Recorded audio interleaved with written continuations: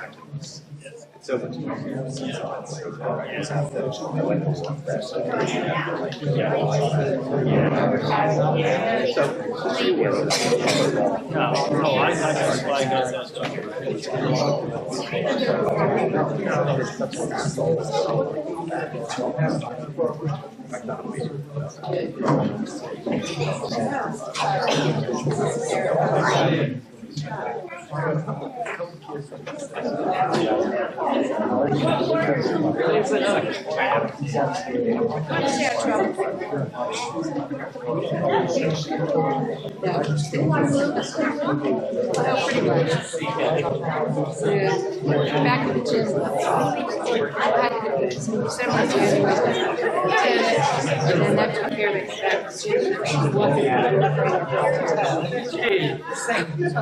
So that's good. And I just went to the friend of mine.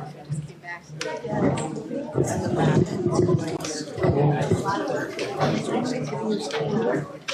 There you go.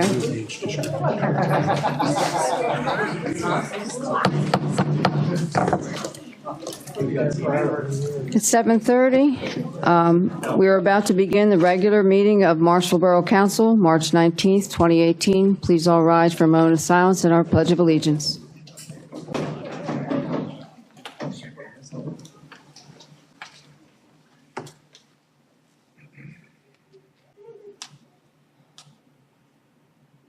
Allegiance to the flag of the United States of America and to the republic for which it stands, one nation, under God, indivisible, with liberty and justice for all.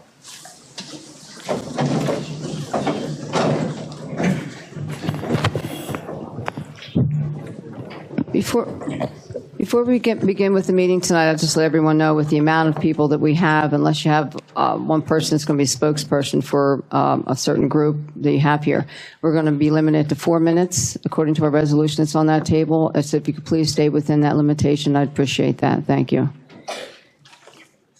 Can we have a roll call, please? Yes.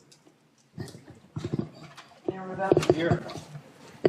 Councilman Bowers? Here. Here. Here. Here. Here. Councilwoman Davis Smith? Yes. Councilman Yeager? Here. Setzer? Edwards A9 for Randy Flager. Our manager. Scott. We've met. Okay. All right. First on our agenda tonight, we have a presentation to swear in a new part-time officer. That would be Officer Edward Radlow, and I will turn the meeting over to our mayor, who will be doing swearing in at this time. Mayor Ravella. Thank you.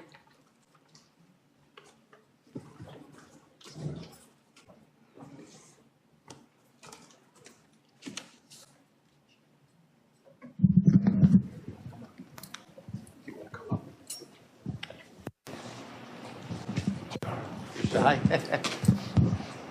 Ed does have family here, but they have stage fright.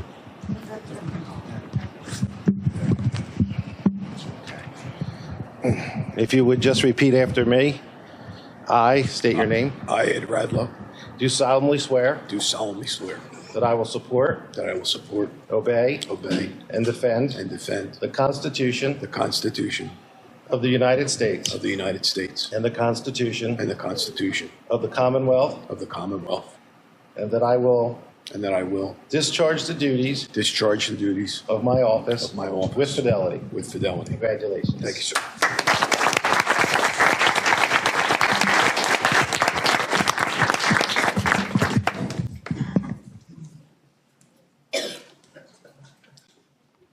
Okay. We'll go on to public comment. First one is John Pastor. Pastor?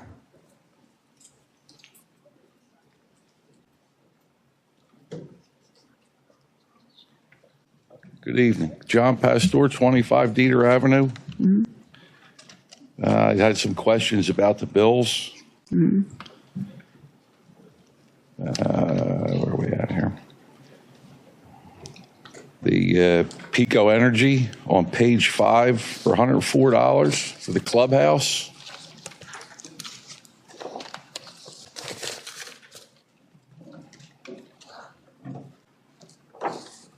Here's that.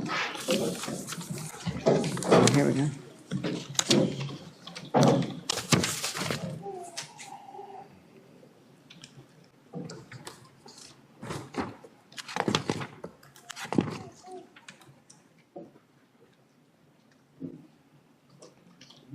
On the wrong page.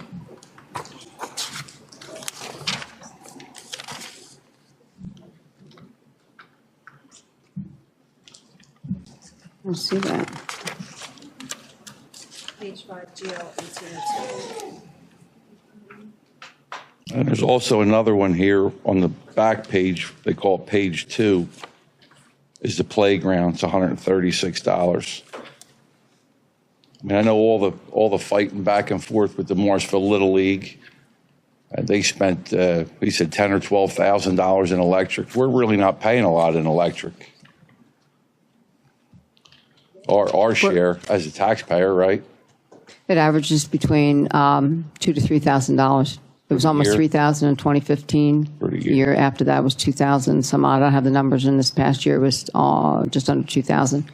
I don't play baseball. I don't play sports. But I'd hate to see those fields lost, you know, with from the Little League. We're getting all this grant money to build these parks and these paths. When the grant money's gone and they're built, how much is that going to cost the taxpayers to maintain it? I mean, these guys are down there working and helping the park. Same thing with MR Ryder. I'm all for parks, but in the end result, after they're built and the grant money's gone, our borough's going to have to maintain it, and more of a liability on us. Have we done any kind of analysis on what it's going to cost down the road? Don't have that right now. No? Okay. My next question is on page 2, expenditures, 1252. There's 2 for Keystone Municipal Services. I'm back on code enforcement again. They are $7,800 a piece. There's 2 of them. A lot of people campaigned at my house and talked about a 60-40 deal with outsourcing it. I was against outsourcing it because you're taking money out of our town, sending it to somewhere else. You know, people raise families. It was a local thing. So we're up to 15,000 right there. What's that for? Is that for the inspections? For UCCs, third party. You were paying third party before when the other person was doing it in too.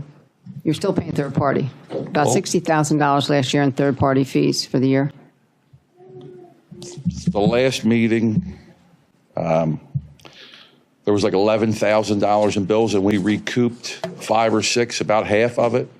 I have no idea. You're asking me this question in front of me. I have that in front of me right now. I believe it was already talked about, though. You can ask the manager once again.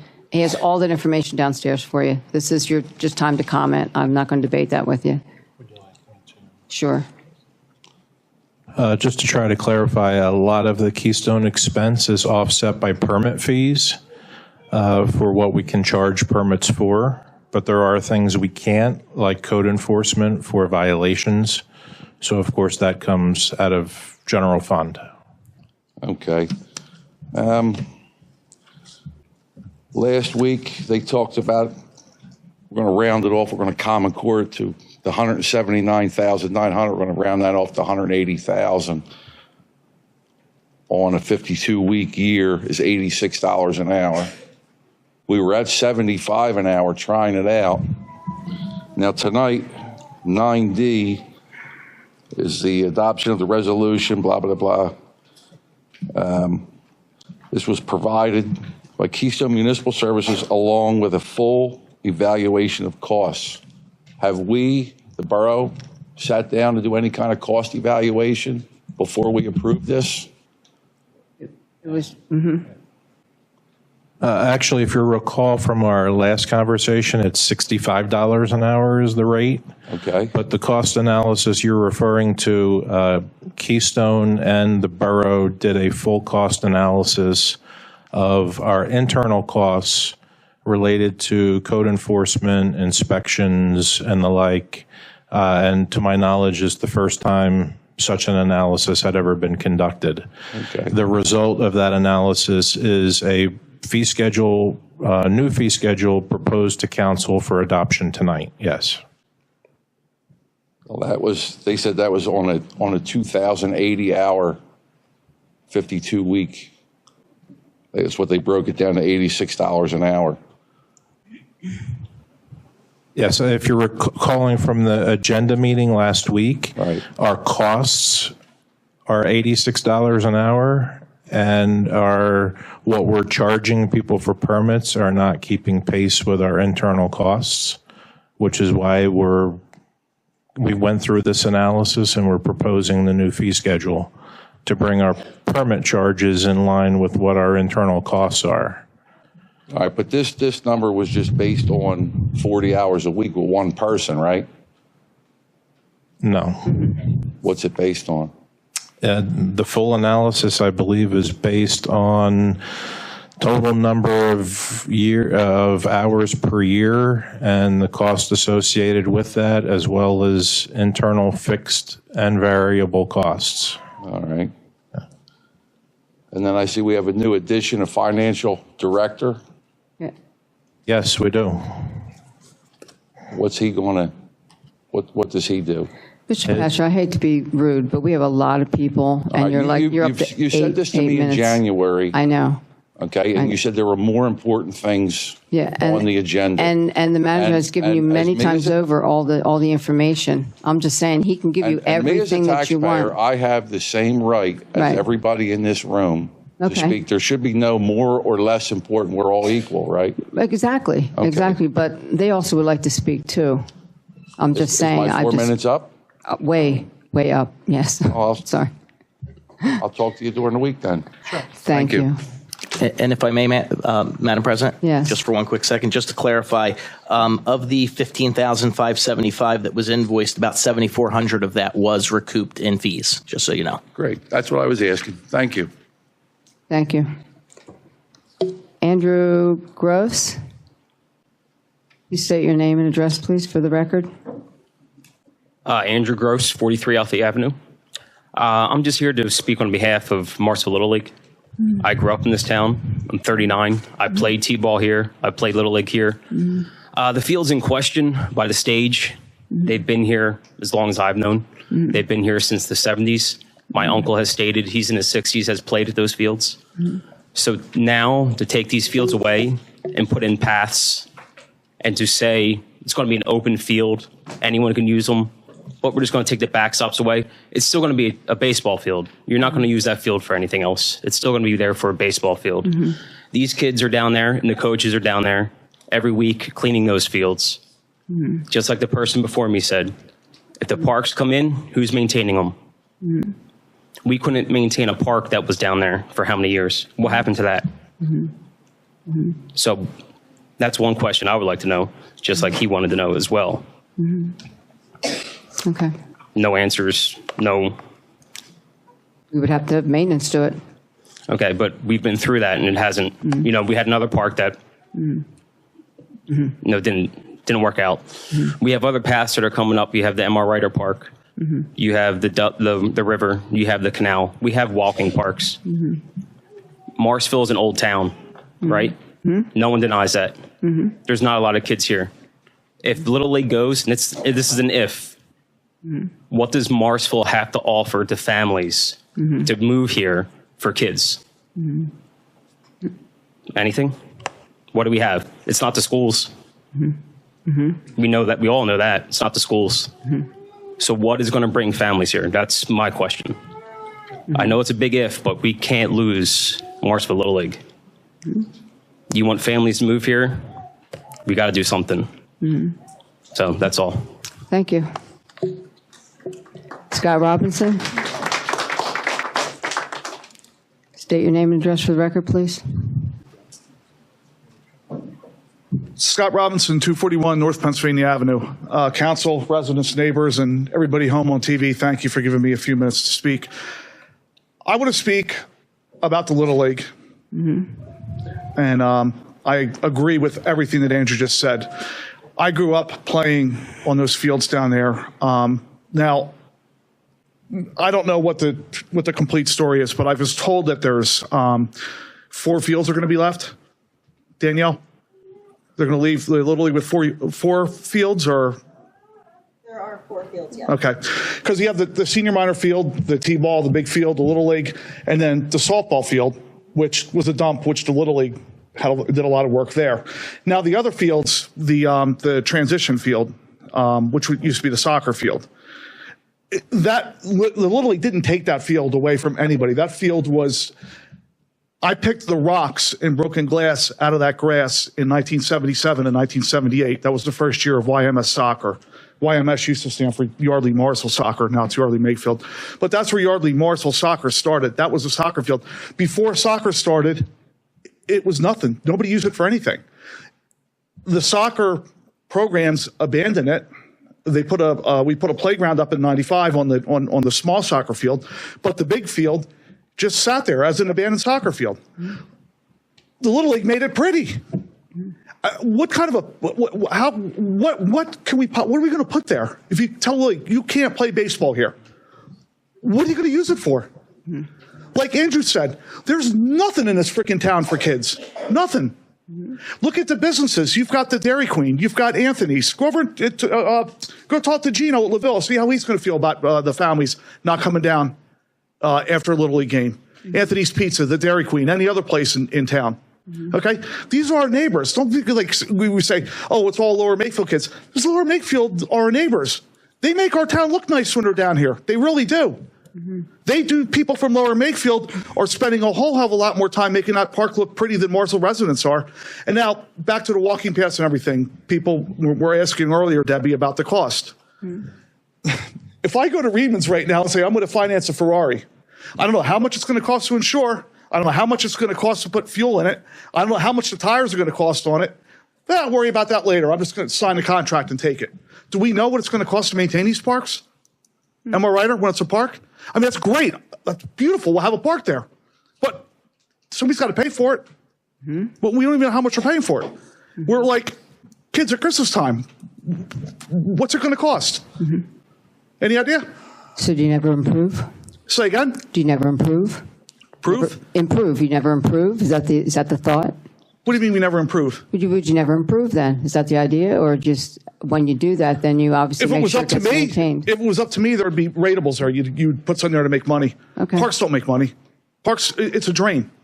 People aren't going to come to Morrisville to go to a new park. And if they do, they're not coming back a second time. There's no reason to. Okay. Every other place has parks. Thank you. Thank you very much. Cathy Pancita? Please state your name and address for the record.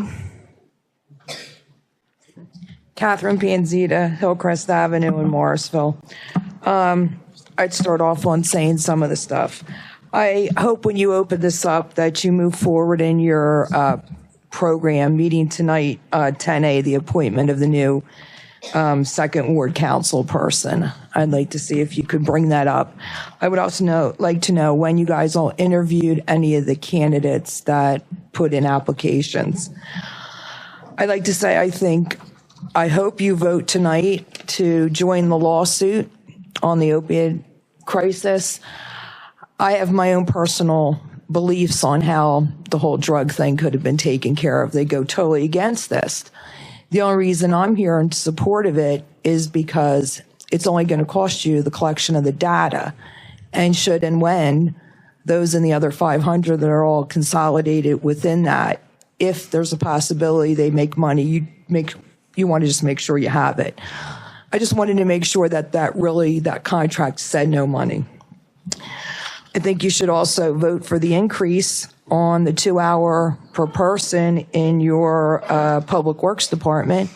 I also think you should go out and recruit and fill those 2 positions that are still missing. I just, hope that the guys do a good job when we get a little more snow and activity this week. It seemed they were a little bit slower on the last one. I know my street's always one of the major thoroughfares. And I know we waited a long time for the truck. I just think that all your departments should be fully staffed. All your people in crew leaders or positions that they take on all your contracts, both on the borough and the police side, should be paid accordingly for additional work they do. I would like to also say, could you please tell us a little more about the sidewalks and the ADA ramps that you're going to vote on 9F when it says surrounding the historic summer seat building? And then last on baseball. I noticed this 9A has it all concatenated together, a memorandum of understanding and a parade. So I did ask Mr. Schaefer before I came if they came back and there was any other negotiations. Because I was trying to figure out from your last work session to tonight, what is your new memorandum of understanding? To me, it seemed like some people were confused when they were speaking about the whole section in the agenda meeting. I think that baseball has put a lot of money into that park. I know when the lights first came in and I had to sit at that table with Eddie Colon and tell him, you can put your lights in, but remember the borough owns the park at all time. So I can understand from your point where a decision has to be made and the position it's all in. But when you look at that park, that is something good, and it's a draw to Morrisville. And there's not much other stuff. They've put their time and their effort. There is something. You have to look at the economies of scales. You're not having the number of people. So if you have anybody, and if anybody wants to say they're not residents or they are residents, I don't take that. You come in and your non-residents are going to help. Businesses in here aren't just going to make it on what the residents are going to do. They're going to take other draws too. Works that way in recreation. It works that way in a spot. I do hope that you really do have a memorandum of understanding and it does pass. And the last thing I thought about that was everybody's kicked around about the motion of the money. And then I really thought about it. If it was owed, if it wasn't owed, a lot of people are screaming and yelling, and that goes against the Morrisville Little League if there was any debts. And I took a different perspective. I thought, well, they did financial statements. Did they put a payable for all those years? And if the answer is no on your accounting, then I just think you make a whole clean slate of it. I was totally against the $15 and $30 fee when previous councils put it in. I'm still against it. But I think that's a trigger. If you never thought you were going to get the money, that should not be a point tonight or in any of your conversations going forward and making an agreement. Thank you. Thank you. Hal Wilcox. Please state your name and address for the record.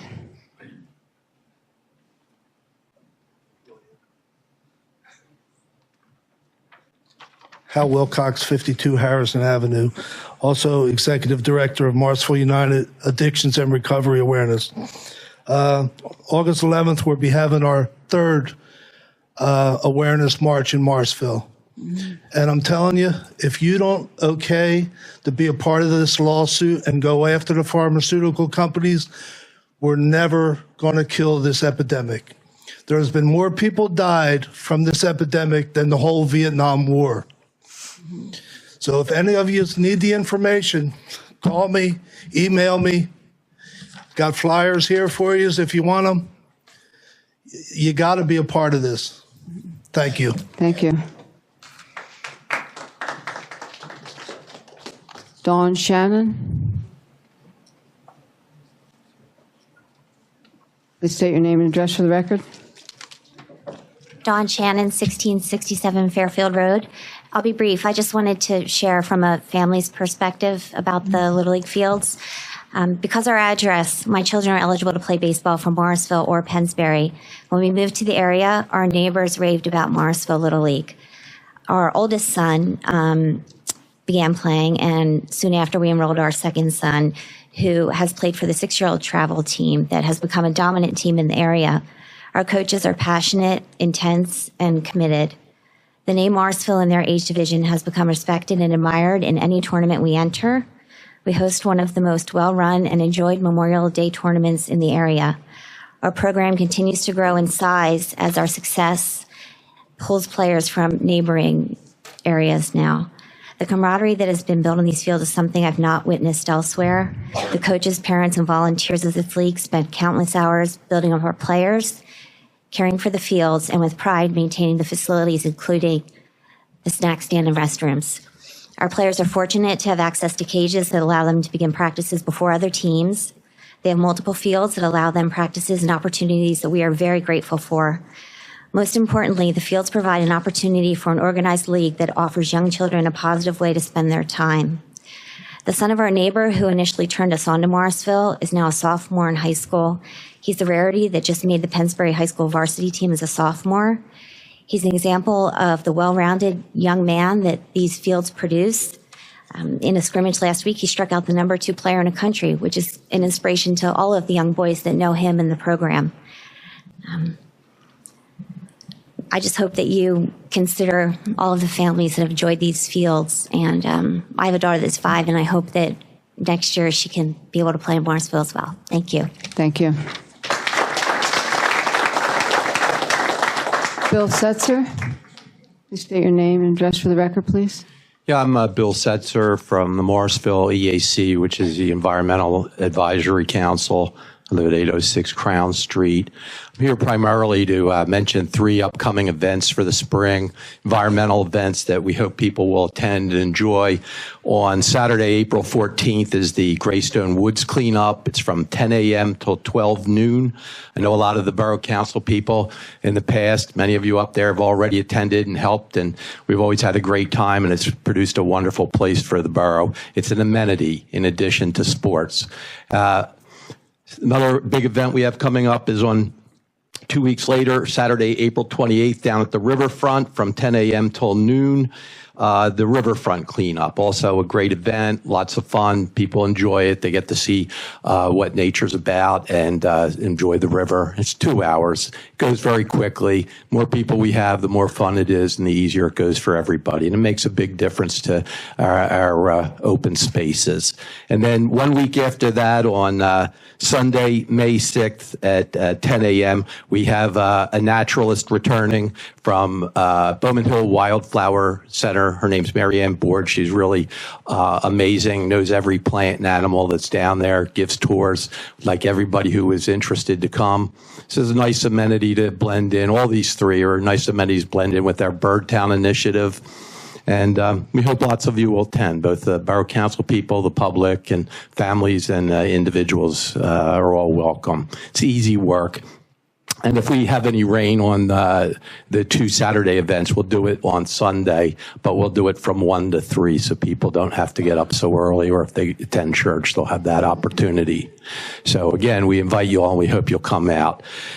Just one last thing. I do take issue with the idea that our parks have to be all or nothing in terms of all baseball or no baseball. That doesn't make sense to me at all. I mean, you look at all the great parks of the world, but primarily here in the U.S., Central Park or Washington, D.C., it's not all sports fields, nor is it all just trails. A nice blend is what most communities benefit from most. And it is a proven fact, if anybody researches any literature on it, that good parks are an amenity that increase the value of your real estate. It draws people. And frankly, you know, as much as some of the folks here tonight don't see what value having open space or trails has for their kids, there's lots of adults here too. So I'm not sure what value the baseball has for me. I'm not against it, but here's a novel idea. What if you figured out how many people had kids and owned properties and how many didn't? And make your proportion that way. It wouldn't be all baseball. There has to be room for adults and other activities, whether it's tennis, walking, biking, whatever, just enjoying a place to sit and enjoy nature. It needs to be balanced, and that's what I would think you should consider. Thank you. You're welcome. Okay. Ed Tarjan, state your name and address for the record, please. Hi, I'm Ed Tashjian. I live at 227 West Franklin. I'd like to thank council for taking on this tough issue of negotiating with the Morrisville Little League. We all know that in any negotiation, quite often, neither party is fully satisfied with the results. And let me say that nobody wants to shut down the fields. That's number one. But the key word here is Morrisville. Let's see how Morrisville plays into this. It's Morrisville property. It's Morrisville liability. Yet there is only a handful of Morrisville children playing, and Morrisville is not represented on the MLL board. Having said this, let's look at the benefits to Morrisville.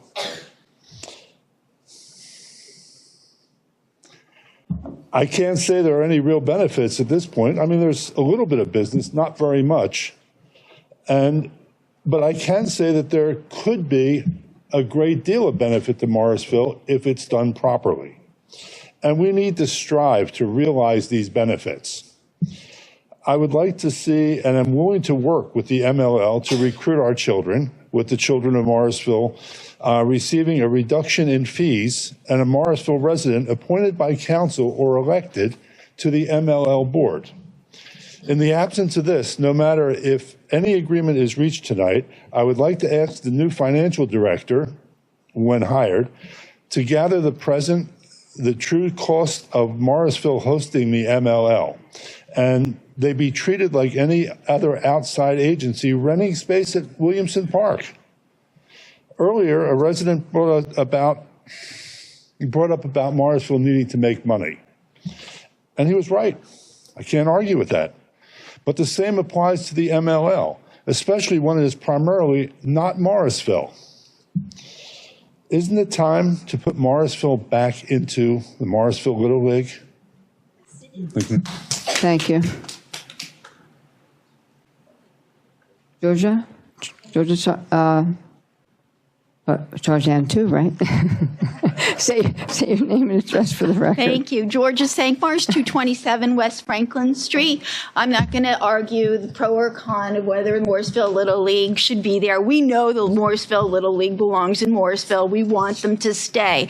That's not the point. What I'd like to talk about is what this council, that primarily the majority right now who was voted in November, what we were expecting from them. And I think they know. We were expecting a council to come in here and not turn a blind eye anymore. Let me start again. When I voted for the people that are sitting on council right now, my intention was that I wanted a council that would be able to stand up and be honest, transparent, and fiscally responsible, and not turn a blind eye to what's been going on in Morrisville for years and years. We have a lot of residents coming up here right now and talking about, look what's happened in the past. I want to ask them, where were they? Were they up here yelling at their council, at Nancy Sherlock for 20 years, at Fred Kerner while all this was going downhill? No, they weren't. This seems to be a new trend just to go after this new council that's only been here, sitting here for 76 days. You guys have been phenomenal. You've stepped up. You're making the hard decisions. You're doing what needs to be done for Morrisville now and in the future. The friends and family plan has to end. end. It's time for us to move forward and work together as a community, all of us. And that includes the Morrisville Little League. We can't now say, yeah, we wanted transparency, we wanted honesty, we wanted fiscal responsibility. Not us, not for me. I still want my favors. I still want to be able to use that park for free. No, I haven't paid what was due. No, I'm not going to tell you how many Morrisville residents our kids are on that team because a lawyer told us not to say anything. I'm not going to do any of that, but we still want to use the parks for free. You guys hired Portnoy. I was against it. Everybody knows that. I was wrong. We all have to come together. We have to pay our dues. We have to abide by the codes and work together to resolve this issue. So my point only is thank you very much for making the hard decisions and taking on this hard thing that has been kicked down the road by Nancy Sherlock, by Fred Kerner, and now you guys are finally going to take care of it. Thank you. Thank you. Tom Rossi. Please state your name and address for the record, please. Tom Rossi, 531 Hammond Drive. I was the league president from October 2007 to September of 2011. It was during my tenure as president that the league asked for and received permission to renovate the multipurpose field, mitigate some safety issues with the field, and build the transition field and T-ball field in there. So just a few points I wanted to make tonight. So the league made the request at that time because our membership was growing rapidly, particularly at the younger ages, the T-ball and transition level. That growth far outstripped our ability to hold games and practices on the two T-ball fields at the north end of the park by the stage. At the same time, the multipurpose field was in pretty bad shape with many holes due to the settling of the fill beneath the surface, rocks, and even old telephone poles being pushed to the surface. It really was an unplayable playing surface. Even for soccer or just kids just walking through that part of the park were having a hard time with the holes in the ground. A major part of our proposal was to renovate the entire multipurpose area to make it safe place to play for everyone. We were able to do this with generous assistance of waste management, premium excavating, volunteers from the league, folks from the Parks Commission, and the community. When I appeared before the council in 2009, I was asked the following three questions. Can a multipurpose field retain its ability to be multipurpose? The answer was yes, it can. We laid out those fields so they were pushed back as far as possible in order to maintain the ability to accommodate other activities such as soccer. The second question I was asked, can the backstops be removable? Yes, they can. We designed the backstops so the panels would be inserted into sleeves that were installed in the ground. Unfortunately, sometime later, someone from the league, without permission from the borough, decided to cement those backstops into the ground. I said it then, and I'll say it now, that was a mistake. Third question, with the new fields, will the league not need the old T-ball fields that are by the stage? My answer was no, as we needed more fields because of the growth in the membership. There could be some confusion on this issue. As part of my tenure as the president, the league asked Borough Council about building a T-ball field and multi-purpose field as a way to get the T-ballers and their families closer to the main area of activity. In that instance, there would not have been a need to retain the usage of the T-ball fields by the stage. In summary, we use the park at council's pleasure, and we thank you for that. My boys came up through the program. They joined the program 20 years ago, and they still talk about the great times they'd had here playing with the league and the friends they've made. We've tried to be good stewards of the park, making improvements that benefit everybody. Most times we've met that goal. Sometimes, by not asking for permission for doing certain things, we have fallen short of that goal.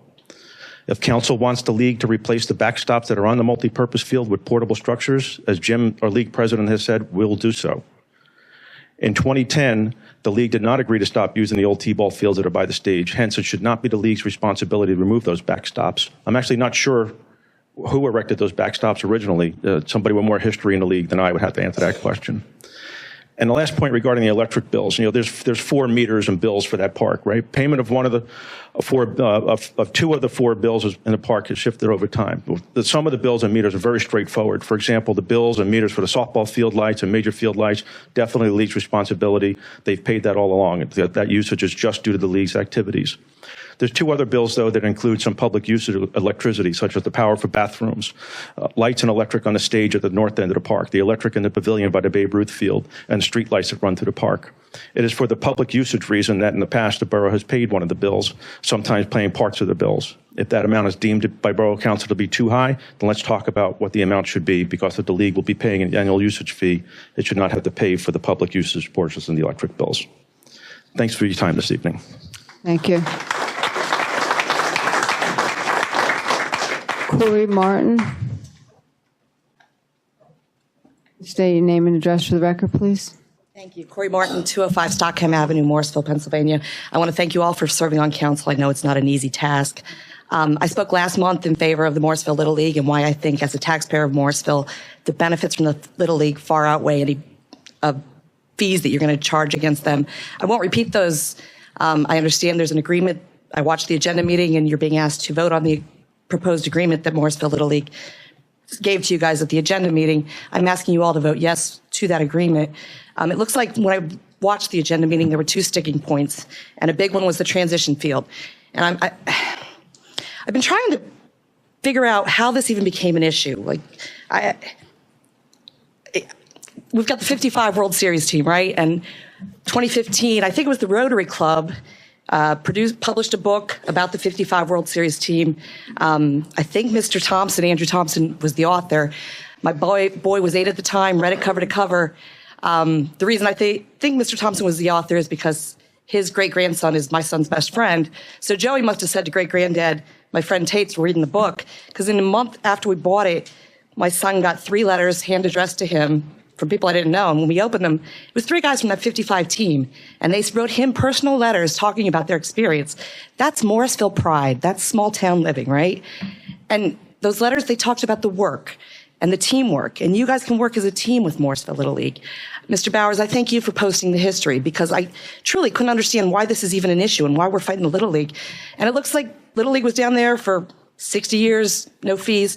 2014, there's a fee, and then there's friction between Borough and Morrisville Little League. Cancel stop payments on checks, and it was ugly. And I've heard the new board of the Morrisville Little League say it was ugly. You all know it was ugly. It was ugly. But that was in the past. You have a new agreement that was presented to you at the agenda meeting. It looks like the sticking point is the transition field. So that's the field across the softball parking lot in front of the basketball and tennis court. And again, he just talked about they got permission 10 years ago. They've already given you the T-ball fields, and I spoke last month. I think that's crazy. But that transition field, you're not showing us what you're going to put there. If you were telling us, here's the pool we want to put in, but the Morrisville Little League broke the rules and we can't do it. You're not telling, and we know that's never going to happen. We can't afford a pool. But work with them. I heard some people say we need open space for grants, and that makes a little bit more sense. But before I moved here, I did a lot of volunteer work with Big Brothers Big Sisters, and anytime we ever wrote for a grant, they asked us volunteers, keep track of your volunteer hours, log those hours, submit them to us, because people who award grants love to see that. They love to see that you're getting volunteers doing work, because then they know they're giving you money, but it's still going to be used well, and you have volunteers maintaining those parks. I think we can work together. I think we can share a vision of a park that, yes, does have walking paths and baseball fields. It seems to me the only reason you're taking away the transition field is because they broke the rules. They're using it. Look at I did see you put new lines on the basketball courts, and I thank you for that, but most of the time, those look terrible. Knock our socks off with MR Ryder and show us that we can trust you to maintain that park. Then maybe if you can say we need that park back, work with Morrisville Little League, figure out why we need to take it back and take it back. But right now, I just don't see a need to take it away from them. In conclusion, and then there's the money. And from what I could tell from the agenda meeting, maybe you all can educate us, but at one point the fees were $10,000. They came back with $5,000, but said, and there was agreement for $7,000, it sounds like, from the agenda meeting, but then they said, to put in temporary fields in the T-ball, it's $2,000 or $4,000, so work with us. $5,000 is less than 0.5% of our operating budget. Like, that's what we're fighting over. I don't know their operating budget, but I'm sure $5,000 is far more than 0.5%. Madam President, you made it quite clear that you've had it up to here with the Morrisville Little League, and that is fair. That is your position. So I'm not even really addressing you. I'm addressing the other members, especially the new members that when you ran, you said you're independent thinkers, and you criticized your opponents because they always followed what the president told them, what Nancy Sherlock told them to do. This is not a fight we should be fighting. Who are we fighting? We're fighting volunteers who serve on a board of a nonprofit Little League. We're fighting volunteers, most of whom, yes, drive from Wakefield, drive from Yardley, even Newtown. They drive into Morrisville and spend thousands of hours cleaning up our park. We're fighting with volunteers who teach the game of baseball and softball to kids. Please approve this agreement. I'm going to follow their lead. I think the agreement that they gave to you guys with the agenda is too much, but if they're asking you to agree it, if they're asking you to approve it, I also am asking you to approve it. Thank you. Thank you. Jill Anderson. State your name and address for the record, please. I'm sorry, I did. I'll go back to it. I'm sorry. Did you skip somebody? Yeah. If you want to go first and I'll call her Sure. up. That's a fine. tough act to follow. Sorry. So don't judge me. So my name is Jill Anderson. I am at 350 Hillside Avenue. So first I want to thank each and every one of you up there. Thank you. I know it's been, quite the whirlwind with the sins of your past fathers and mothers that you've inherited.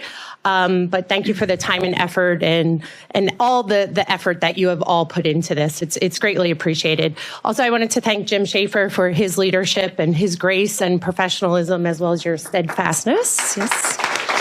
And as you can see, myself included, there's a lot of passion in this room about Morrisville Little League. And there's so many stories, so many stories. This is from 1989. We were the first girls to win the districts here in Morrisville. And yes, at the time, it was just borough kids. We had one softball team. And now my son has his own story, and his teammates have their own stories. And you've heard so many stories here. The way that Morrisville Little League impacts people is beyond just being on the fields. It goes into leadership. I got to be the captain of my softball team in college, and there's just so much energy and passion around this. So I'm not going to cry, though, I promise. And there's been so many amazing coaches along the way. And, I'm so thankful. I have this book of memories that Cindy Piscopo and my mom, she was the coach when we won districts. And in here she says, "I'm so happy for all of you for winning the districts. This is something you'll look back on for years to come. You are all a great bunch of girls, and I wish you all nothing but the best in life. As long as you work hard for what you want in life, you'll get it. I'll miss you all. Hope to see some of you next season. Take care and be good." Well, I can't say we were all good, but at least we did. We all formed these memories, and that's what brings out the passion here tonight. And you have a tough decision to make. I understand that. I would not want to be in your shoes, but I'm all about the rules. I am a Capricorn. We love rules, and so there is a part in the ordinance, though, in doing some research, where in Chapter 305 F1 it states that the Borough Council shall have the right from time to time to make or amend such rules and regulations. So I think you're still following the rules by allowing Little League, and to have them reduce their footprint, I think it should be the exact opposite. We should be here talking about how do we still accommodate them. We all want renovations. We all want Morrisville to be beautiful. I think that's our common ground here. But how do we marry the two? And we look at all of you. You are the leaders of our town now. So, my request is, with the new leadership of all of you and with the leadership of the new Morrisville Little League, to work together, consider long-term negotiations, because, Morrisville Little League has had such an impact on so many people, 1955 team to present and all of the future. I want to stay here forever in Morrisville, and I want my kids to stay here, and you're really leaving legacies by voting on something that's going to be a long-term agreement. Thank you. Thank you. Ashley Collins. Sorry, I skipped you. Please state your name and address for the record. Ashley Collins, 33 Lynn's Court. I've been a Morrisville resident my entire life, and now my son is playing in the league since he was 4, with Jim coaching him for the past 5 years. And he's 12 now, and he still coaches him. Kyle has formed lasting friendships with these kids that do not go to school with him, nor live down the street from him. These children do not care who lives in Morrisville or who lives in a neighboring town. They just want to play baseball. I think it's heartless that they want to take money from the children or lock them out of playing when this is such a positive thing for Morrisville. My son attends Holy Trinity, and it's good for him to see a world outside of his school. And baseball teaches him lessons about friendship, responsibility, and diversity far beyond the baseball game. I fear that my 1-year-old will not get to follow in the footsteps of his brother with playing baseball in this town due to all of this. In addition to the great program that it is, I can't see how many times we'll eat out on baseball nights, which are probably 4 to 5 times a week, at any one of the pizza places, and it's usually always a tradition to go to Dairy Queen on a Friday night. But even as a resident, even if my child did not play, I think Morrisville Little League is good for Morrisville. It fills the parks with families who spend money at our restaurants. Filling the park with family also serves as a crime deterrent. My parents and close friends are also lifelong residents, and I can assure you they're not for this change. And I need to say one last thing. After watching these agenda meetings, I am appalled at how you spoke to Jim. It's almost as if there's a personal vendetta against the league. Thank you. Thank you. Peter, is it Kearns? Kearns? Please state your name and address for the record, please. Peter Kearns, 33 Barnsley Avenue.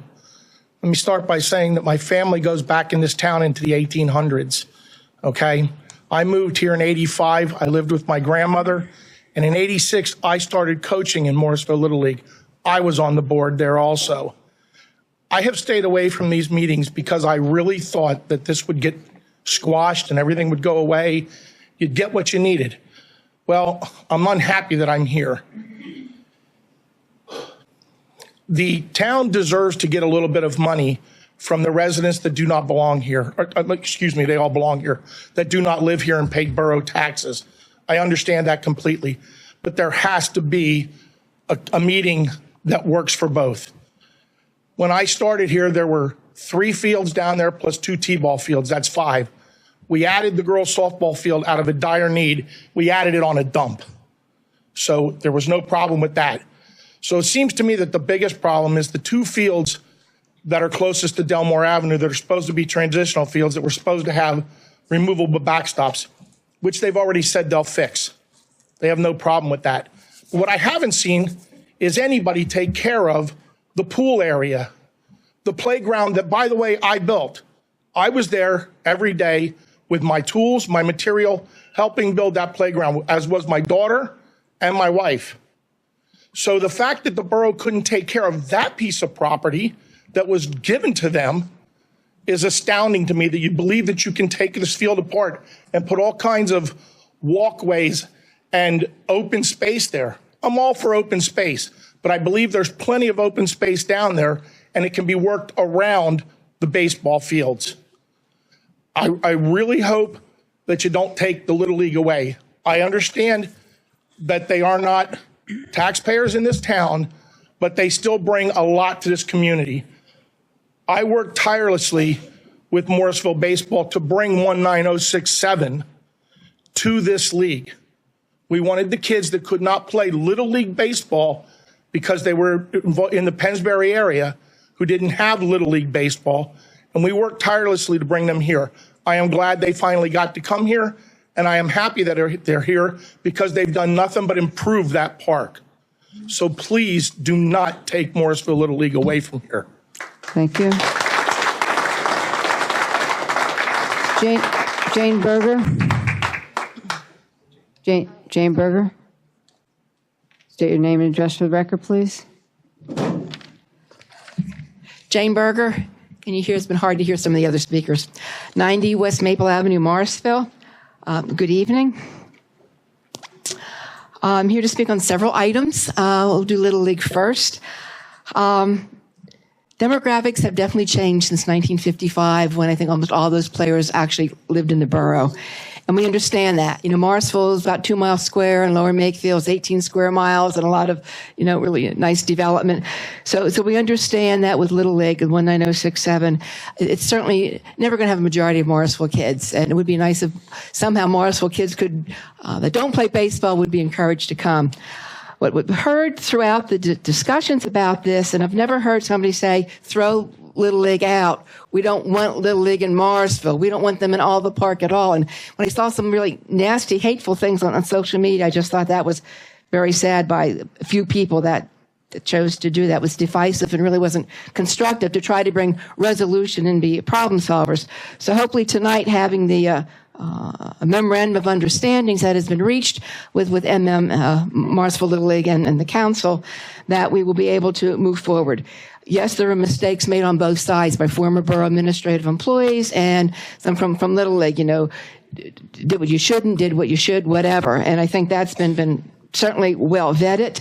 I thank you to Tom Rossi, who was on council, part of that, and you certainly hit the nail on the head on that part of the history. I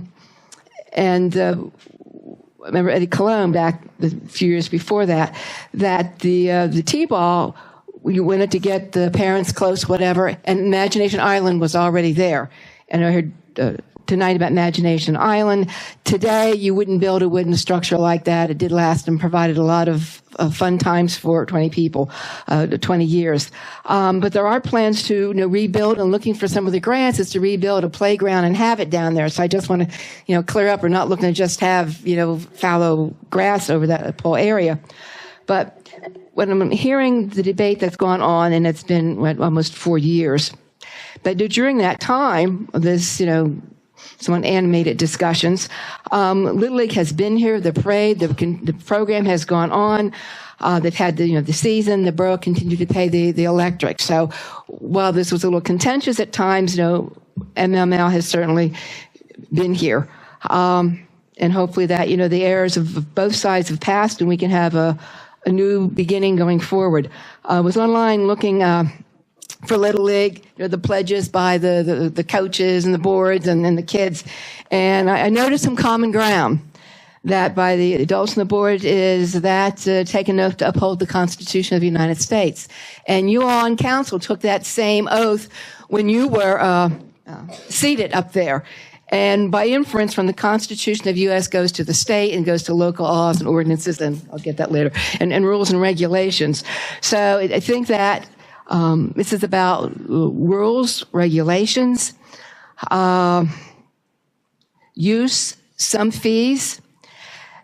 And I think it's also about fair play, play fair, and respect, and mutual respect of those guests who don't live here but enjoy Little League, and respects for the Morrisville Borough community as well.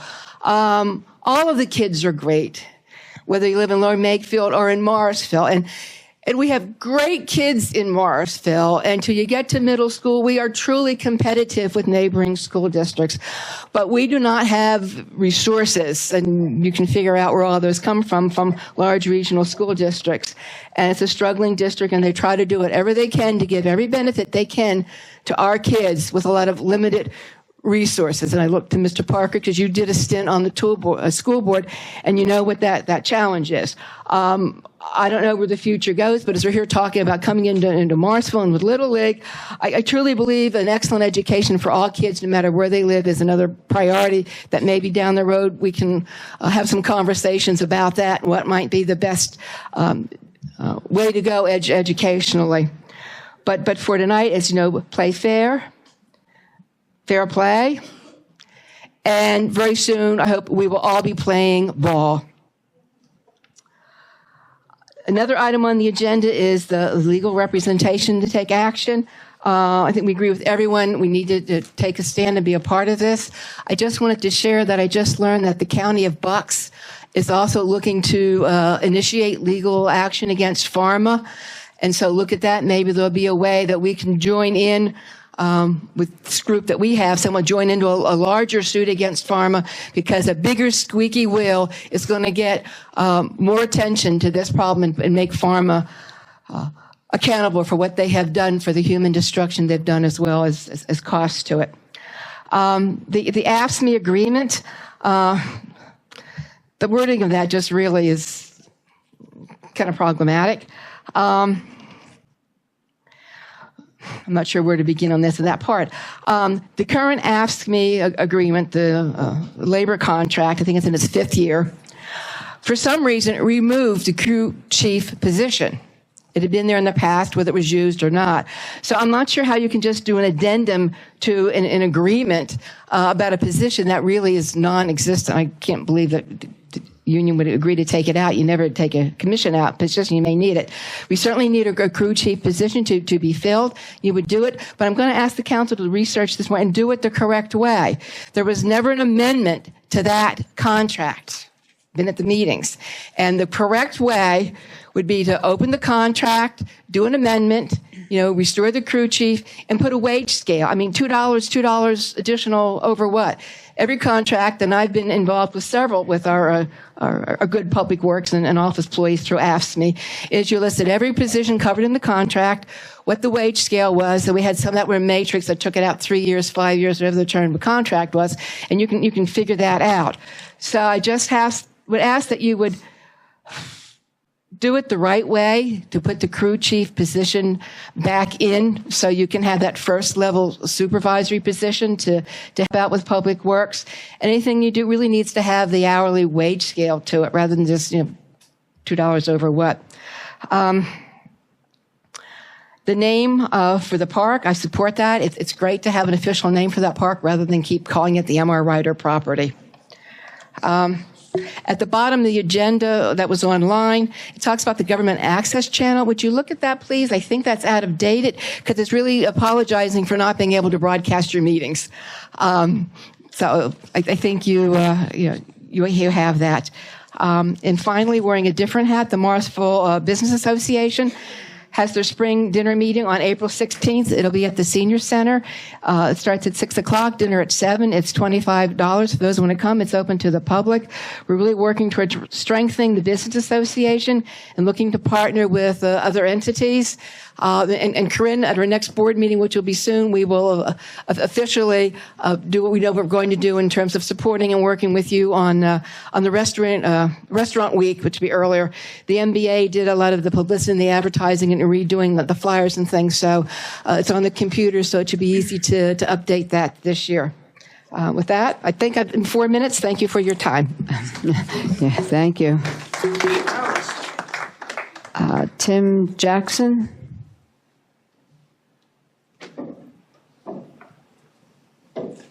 Please state your name and address for the record, please. Hi, Tim Jackson, 405 Robertson Avenue. Excuse me, a little hoarse tonight. I'm here simply tonight to ask the council to come to an amicable agreement with Morrisville Little League. I don't want to restate a lot of things that have been said. I have a vested interest in the league. I have four children in there myself.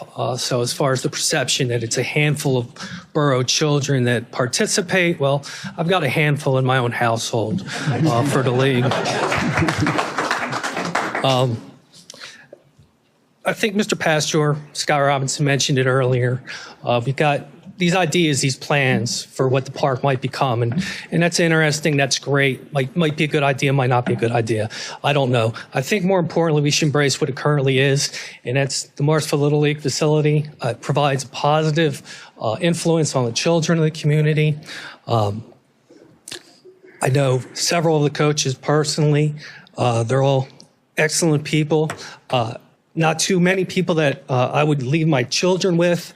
These coaches, I'm very comfortable leaving my children with them. I think that highly of the individuals that volunteer. I know that there's been a soured relationship over the years between Borough Council and the Board of Little League. What I'll say in that regard, things may not have been handled properly as far as the negotiations. But I would say is that, I would hold elected government officials to a higher standard than volunteers at a not-for-profit organization. So any bad blood that occurs based on that, again, I would expect that council holds themselves to a higher standard. So again, that's really basically all I wanted to say. I think we all want the same thing here. Again, a little bit about the plans. Mr. Pastor, they talked about the costs, the potential buildings and whatnot. And that does concern me. I look at the Morrisville pool as a pretty good example. I believe back in 2014 when the borough did the demo, my understanding is that the current snack bar that's still standing there was to be a handicapped accessible restroom. I was by there earlier tonight, and while the building did look like a toilet, I don't think it conformed to the ADA. So again, I'm concerned that if this doesn't come to a positive result, Morrisville Little League, it's no longer economically feasible for them to stay. That the borough then takes on the burden of maintaining all of the facilities that are currently down there, because to date it really hasn't shown that they have the ability to do that. So again, I'm here. I'm simply asking, come to an agreement with Morrisville. Let's move on. Tomorrow's the first day of spring. It's 3 weeks to opening day. There's a gentleman here tonight talking about the opioid crisis, and we're spending borough time, council time, talking about Morrisville Little League, trying to squeeze out a couple of extra pennies out of a not-for-profit organization. So again, I would ask that you take this seriously and you understand that, again, hold yourself to a higher standard, do what's best for the community, and that's coming to an agreement with Morrisville Little League. Thanks. Thank you. I think it's Peggy Walsh. Is that the last name, Walsh? State your name and address for the record, please. My name is Peggy Walsh, 444 Stockham Avenue. I've been a borough resident for 35 years, and I am going to repeat some of the things that people have said. Bottom line for me, I'm not sure what all is going on. It sounds like a lot of intrigue to me. But the bottom line for me is that if we want to attract young families to Morrisville, we have to have something to offer them, and we need to provide some incentives. The pool is gone. The basketball court, if it's still there, is not maintained. Tennis courts are gone. The swings are gone, as is the park that our family also helped to build, along with that other gentleman who talked about it. I understand the pool was owned privately, but there was a wonderful plan to turn the area into family gardens and an herb garden. The next thing I knew, the pool was filled in and the plan was abandoned before it even began. What's there now is a lot of grass. The only thing the park offers at this point are the baseball fields and the stage and lots of grass. If the plan is to turn the fields you take away from the MLL to create more empty grass space or put in walking paths, I don't see that as a productive trade-off.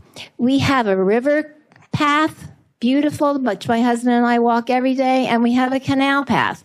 Every day we can walk it. My son and daughter played t-ball and Little League on these fields. My son went on to play in college. My husband and I coach soccer down there. The coaches have built structures and worked tirelessly to maintain the fields. I hope the council will work with the league and hopefully you will have come to some kind of a resolution that will be good for our community. And our children are our community. They are the ones we should be investing any extra money we might have in our children. There is no greater resource, and I don't care how many there are. 50 is plenty for me. I don't want to penalize them financially and not pose unreasonable fees that will discourage other teams and our own children from using these fields.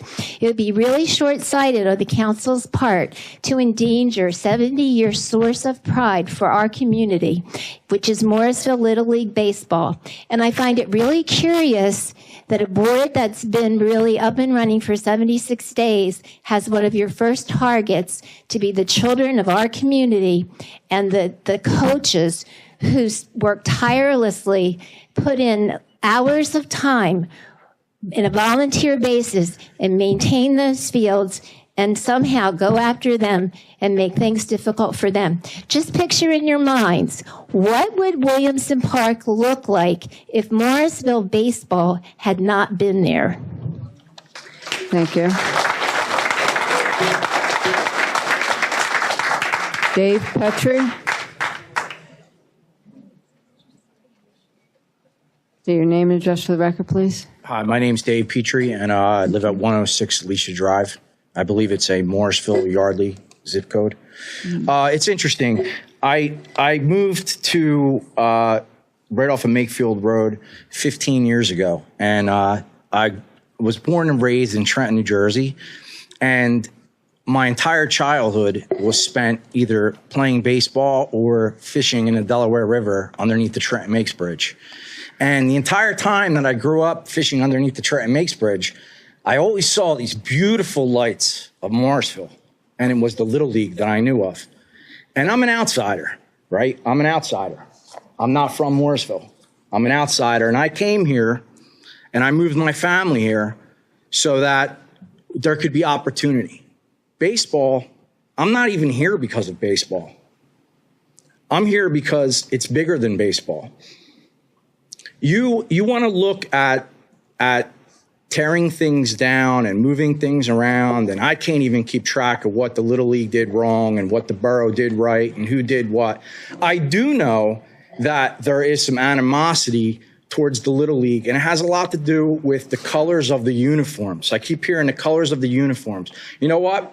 I don't know what the colors of the uniforms were, but I'll tell you what, I have pride for the people of Morrisville, and I know that it's a gritty town. And I don't know what you're laughing at. The whole thing, I see, I'm not going to get into the whole uniform thing. If we need to bridge the gap over something as simple as a uniform, and the uniform colors were a different color at some point, then that conversation needs to happen. If there were sins that happened from the past Little League administration, then that needs to be wiped clean. If we're going to have a conversation about how many kids percentage from Morrisville Borough are not in the league, I don't think that that's the league that's at fault. If anything, the people that I know work tirelessly to get people from the borough more involved in the Little League. I know myself, I go into the apartments and I pick kids up whose parents, I say, parent, single mother, working 3 jobs, doesn't have a way to get her child to the games, doesn't even maybe have the money. We want them. If you think that we don't want children from the borough to come out and play baseball, you're mistaken. But it's not about baseball, and I'll tell you why. You want to talk about the opioid crisis? You want to talk about lawsuits for pharmaceutical? When I was 15 years old, I walked up the bank of the Delaware River in Morrisville, right where that T-ball field is. And you want to know what I found on the other side? I found teenagers huffing spray paint. You want to know what I did? First time I ever huffed spray paint, right out here. You want to know what that led to? That led to alcohol abuse, and it led to drug abuse. When I come out to coach, it has nothing to do with baseball first. It's about leadership, it's about diversity, and it's about equality. The fact that we're even here tonight, you have to see the silver lining there.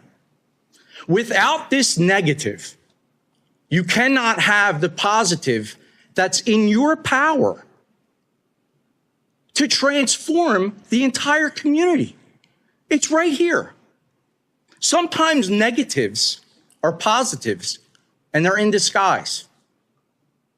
You can either take this moment and squander it, or you can open up a dialogue with the countless parents and the countless people, and I don't care where they come from. All I know is they're here for the kids. I'm going to keep it down, but I'm sorry if I raise my voice because we're passionate. Are the people from the borough passionate? Absolutely, and I applaud them. Are you passionate? Absolutely. So why not, when you look around here and you see all these people that basically want the same thing? We want to beautify the town. We want to get more businesses rolling. We want to get revenue in here. Sit down and have the dialogue with us. We'd be more than happy. We want the kids from the borough to come out. If you do not pay attention to this, and this league gets up and moves away, I don't care how many bike paths you have in dog parks and everything else. That's not people. You need people. You need people in an organized environment, volunteer basis, not making money off of it, to be the pride that's down there. Because if you don't, you're going to build highways and trails for more drugs.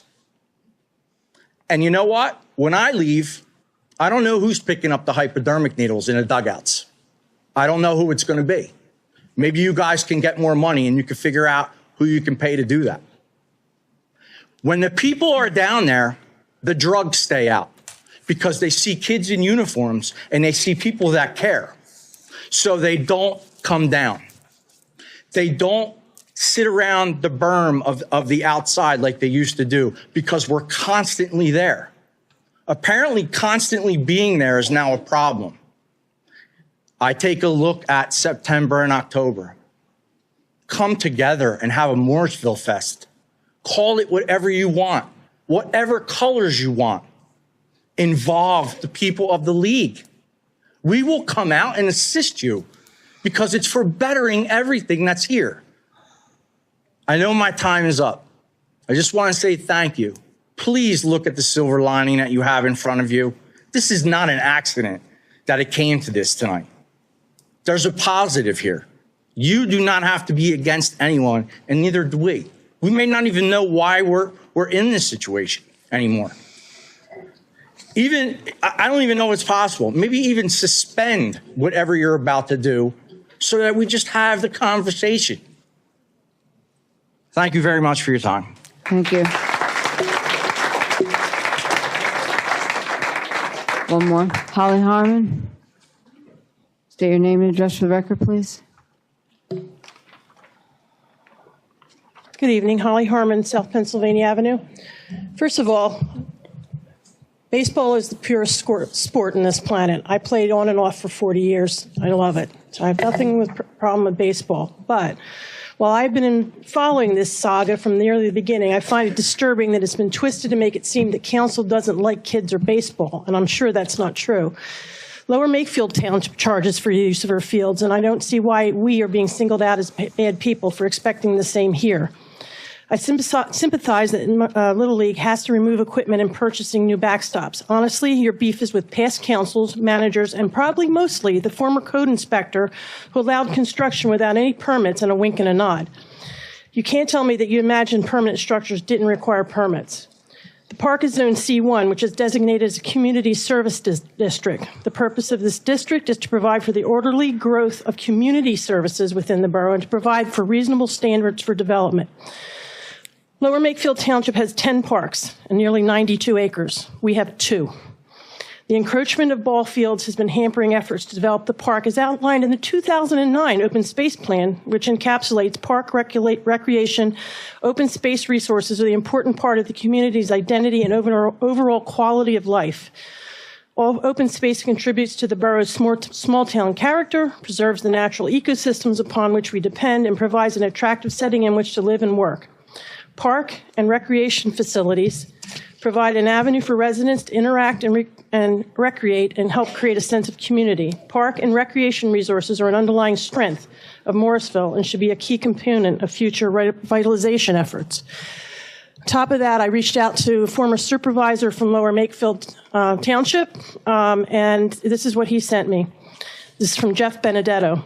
It says, Morrisville Little League representatives approached the township, including me, when I was on the Board of Supervisors about building fields for their league on county-owned property in Lower Makefield Township. The fields would include lights and would be located off River Road directly behind some of the most expensive properties in the township.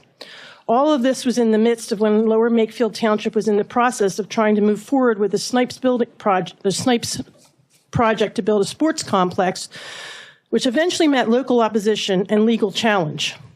I told the Morrisville Little League representatives that they would face stiff opposition from residents if they had township approval to build such fields, which they had been told by the Bucks County Planning Commission representatives. It was necessary to order them to sign off on the project. They scoffed and thought it wouldn't be an issue, which I thought was ridiculous, especially in the light of what had just happened with Snipes. They were going to self-finance that project through money they said was available from the Little League National Organization, which makes their crying poor argument silly. Basically, they don't want to pay anything to the borough because other areas don't require their leagues and organizations to pay. But other places aren't Morrisville, and we require that Pennsbury Athletic Association to pay Lower Makefield Township a user fee. The discussions never went anywhere because the township wasn't interested in signing off on such a project and taking another major hit to build fields within our borders. And some people already argue that we don't need more fields. The irony is that those people who argue that we don't need more fields are the same hypocrites who gladly signed off on the petition, Kathy Hirko and Karen Klein-Schaefer amongst them. If Morrisville takes back their fields, as they have every right to do because MLL refuses to pay a user fee, you can rest assured that MLL will be coming to LMT, or Lower Makefield Township, to ask us to use our fields because a significant percentage of their kids come from our township. Another irony, when people complain about other kids using our fields, I guess that the sport of Morrisville Little League and softball is okay because the fields are not in their backyard. And that was from a former supervisor. So I do hope you guys reach an agreement tonight. Nobody hates baseball. We all love baseball. We just want it to be fair. Thank you. Thank you. Okay. All right, we're going to move on with our meeting at this point. We'll close the public comments. We're going to do approval of the minutes. Approve these all at one time. Will be 6A, January 2nd, 2018. 6B, January 16th, 2018. 6C, February 13th, 2018. Can I have a motion, please? So moved. Second. Because it had it in there. Okay. Any questions or comments on this motion? I have a question. Sure. Maybe Virginia can answer. I had talked to you a couple week or so ago. Has that been changed?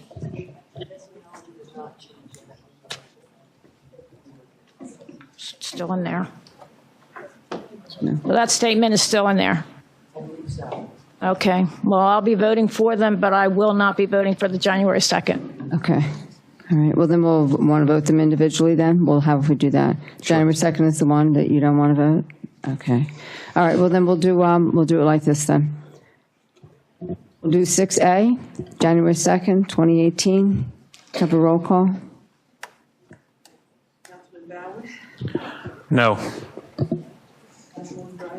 No. Yes. No. Yes.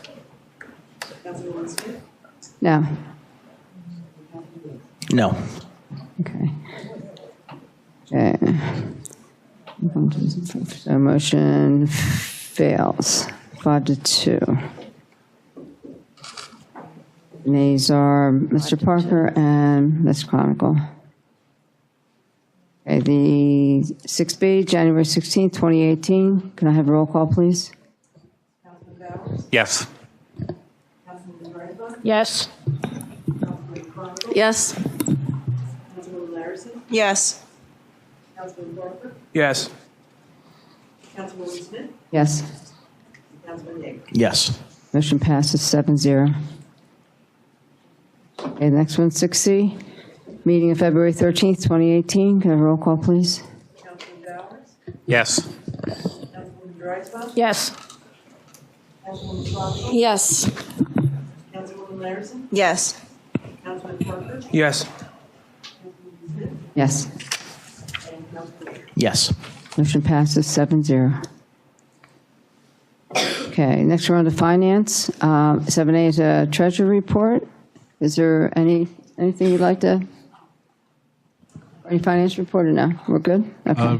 The financial statements are in front of you, as is the bill list. The treasurer's here if you have any questions for her. Okay. Okay. No? Okay. Okay, then the next one would be a motion to approve the bill. I have a question. Oh, I'm sorry. Go ahead. I'm sorry. On page 4, GL 1802, there is an invoice here from the law offices of Sean Kilkenny for legal fees. Yes. What is that for? That was for legal services prior to the reorganization meeting. Prior to? Yes. Okay. It was in reference to the civil service right to know. Thank you. Anyone else? Any questions before we go on to the bills? Yeah, just real quickly, we got a breakdown of Keystone's bill last month. Are we not doing that anymore? Was that just a January thing? moving forward? Are we not getting a breakdown for Keystone? I think that was before they did their I analysis. believe I just provided it earlier today. No, I mean a paper that actually explains the breakdown of this $15,000 fee for the month of February. Because we got one for January, and that's my question. Are we getting one? Are you referring to their monthly report, which was in your packet? No, it was actually a breakdown of. Ms. Yeager had asked for that The the first month $15,000. because we didn't have the analysis done, and he requested that from you. Correct. I didn't know that was going to be a month. Yeah, that may have Yes, been we're in. talking about that. That's their actual invoice. So we're not going to be getting that No. for every month. I'm not sure what you guys are referring to. You're not, unless you'd like it. We can give it to you. Do you want it? Look at the bills. I mean, I personally ask for it each month because I'm watching it. But if that's the case, are we going to be asking for that for every vendor? Well, as we're getting into, again, we received it for January, so I was just asking if we were going to be receiving we it. provided that in January just because it was specifically requested at that time. If you would like that, if council would like that on a monthly basis, we can certainly provide that. Is that what you like, Ms. Chronicle? I would like that, yes. Okay. I already asked for it, so I'm two for. And I'm fine too because I asked for it myself as well. All right. We'll include that in future packets. Thank you. Anyone else have any questions, financial? No, we're good to go? Okay. And 7B is the motion to approve the bill list and pay the bills. Can I have a motion? So moved. Second. It was moved by Ms. Larson and second by, you did it, right? Drive by? Sometimes I can't hear all the way down there, sorry. Nobody can. I know I go. Okay, any questions? We actually asked them, right? We're all good? Okay. All in favor? Aye. Aye. Nays? Okay, motion passes 7-0. Okay, we're on to the reports. Mayor's report? Thank you. I'd like to welcome Ed Radlow to the Morrisville Police Department. We all met Ed this evening. As a courtesy, earlier this month, I had reached out to the council members requesting their NIMS training certs be sent in to the Emergency Management Coordinator. Just a reminder, if you haven't, to please send them in at your first opportunity. Last month, I mentioned that I didn't receive some information that the other elected officials did. Specifically, I didn't receive the resumes for the borough manager's position. I still haven't received them, and I believe what happened, I spoke of last month, actually happened again. It's my understanding that there was a draft of the borough manager's contract I have not received, and I am requesting that. As the manager, I actually don't vote on the borough manager as the mayor. I hope I spoke correctly. But I certainly can proceed and participate in the discussion. And I'm sure it was just an oversight, but I would like to receive that, please. Okay, we'll make sure you got that. Sorry about that. Thank you. The police chief, George McClay, he's the emergency management coordinator. And for the last 4 years, and for the next 4 years, the chief will be the information officer for the police department. This is nothing new. Chief McClay and I have both spoke about that here in council chambers. The chief is solely the person who decides what information goes out, when it goes out, and it's based on his understanding of the situation, whether it's random, and specifically if he feels the public's in danger. If anyone should tell you otherwise, well, quite frankly, they're just lying to you. The chief is the one who puts out that type of information. Okay. I'd like to speak a moment about the Labor Day picnic. A little history is, the way I always understood it was back when the pool was created, back in the 50s, is when the annual Williamson Park Labor Day picnic started. It was a family called the Morrisville Family Day Picnic is what I was told it was originally called. And it was basically a way that they would wrap up and close the pool. And the picnic has been put together by various people in a variety of ways over the years. Even committees before I was involved were working on it. At one point, even a borough employee was paid to organize it. I know when Tom was the mayor, It was worked on and organized by the Arts and Events Committee. And of course, Mayor Ledger had her own way that she wanted to handle it, and council agreed. And when I became mayor in 2014, it looked like the Arts and Events Committee wasn't working on it. And I didn't want it to get kind of pushed to the wayside, because in 2013 there wasn't a picnic. And really that was due to the weather, I believe. So it brings me to 2018. I noticed that there's been some more changes, and the Arts and Events Committee is dissolving, and the Recreation Board has been activated this year. So I'd like a little clarification. Of course, not right this evening, but I'd like to know moving forward if the Rec Board will be taking on organizing the picnic, and if not, of course, I'd be happy to step up and do it again. And I don't want to waste time on it tonight, but it's something I would like the council to think about how they want to do it this year, how they like to handle it. So. And of course, Mr. Setzer gave some reminders about some cleanups. And just want to remind everyone that we do have a canal cleanup. I think it's April 7th, this Saturday, and we meet by Burns Pharmacy. Thank you. That's the extent of my report. Thank you. What was the date on your canal cleanup again? April 7th. It's a Saturday morning. Okay, thank you. I think it's around 9 o'clock that starts, right? About 9 o'clock? Okay. Okay, next is our action items. Oh, Junior Council. Oh, I'm sorry. I'm so sorry. Sorry. Go ahead, you're on.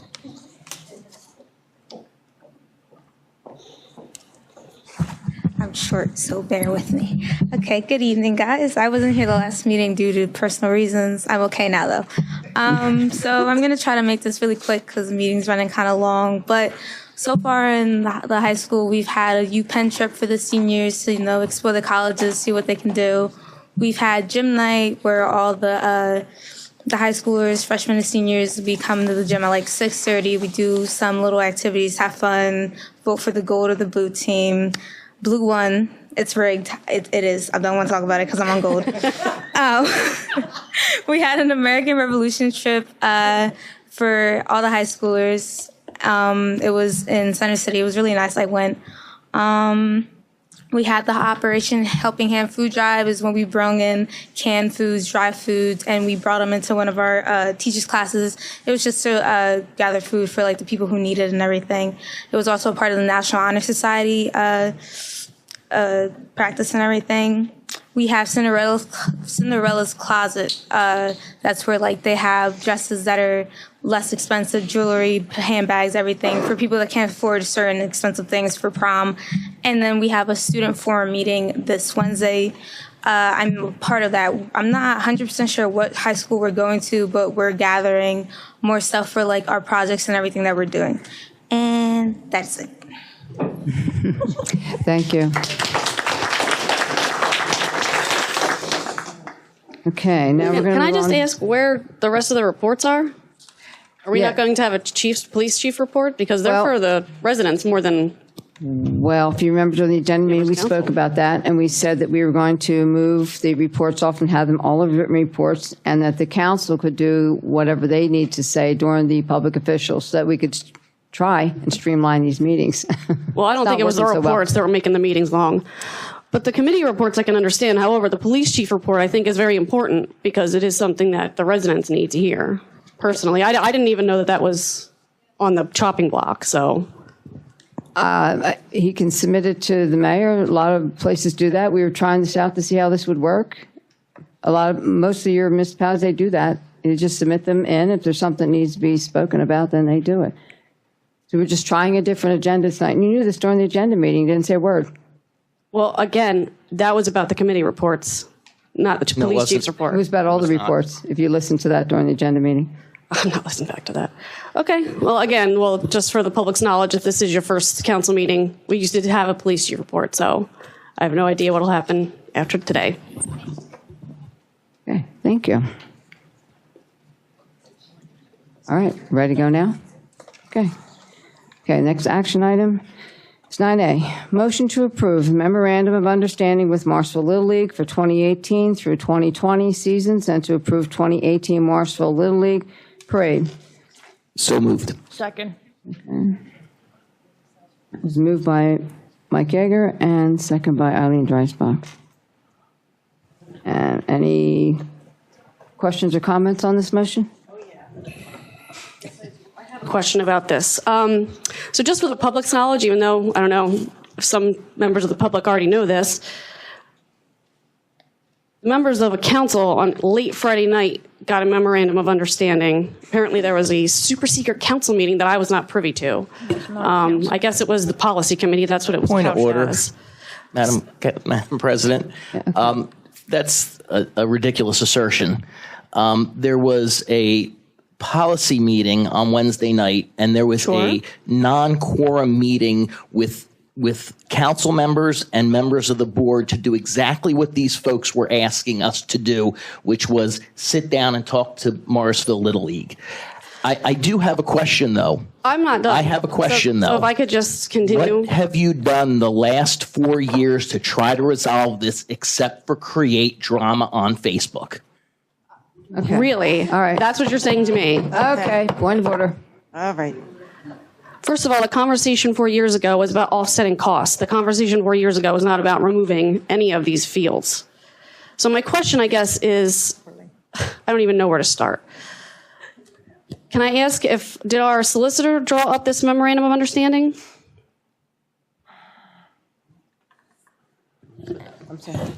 We were not involved in the drafting of that, no. Okay. Well, there are a lot of vague terms in here, and I guess my first question, I don't know, I'm not sure who to even ask this to, and I don't want to drag this on, obviously, but is fall ball included in this? Because it doesn't say that it is. It is. That's why it's per year. Okay. So it does state down here that the transition field, by July 15th, 2020, Morrisville Borough Public Works will remove the backstops and the fence. This area can still be used by MLL, but all structures must be removed at the end of the season and for events during the season as requested by the borough manager or their designee.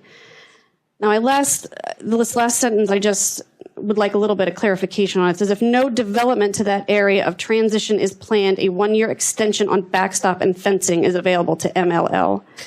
Meaning, can someone please explain that? Sure.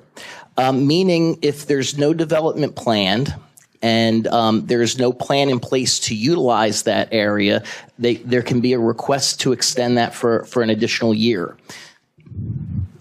Well, that doesn't really explain. So, okay, how about the word planned? Let's start there. No, you know what? Let's go before that. How about development? Is that what kind of development are you talking about? Are you talking about the walking trails? Any kind of development. And how about planned? Because the word planned keeps being kind of thrown out there, and it's not really defined. Shall I pull a definition? Seriously? Excuse me? You want me to pull the definition of plan? Seriously? Sure. Absolutely correct. I just don't want anything to come back and have issues with this, because again, there was a public conversation, and apparently there was a non-public conversation that took place, and I just want to make sure that at the end of this is a period is put on this, and we can move forward. Okay. As opposed to the last 4 years? Can I jump in here? That's helpful. Hold on. If I could ask, the policy committee, which is a subcommittee of the council, you had a legal meeting, you decided you're going to work on this. Was or was not the Little League involved in this decisions on this? I mean, did they work with you on this?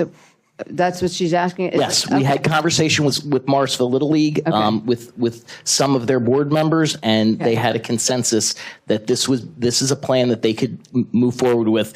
You know, honestly, somebody said to me recently, and it kind of rings true, and they were actually somebody that grew up in Morrisville, played Morrisville Little League, coached on Morrisville Little League. He said, sometimes the best negotiation is the one that nobody walks away happy from.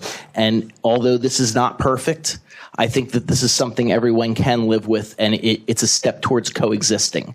And it's a step towards walking away from all the animosity everybody was talking about as they spoke on both sides.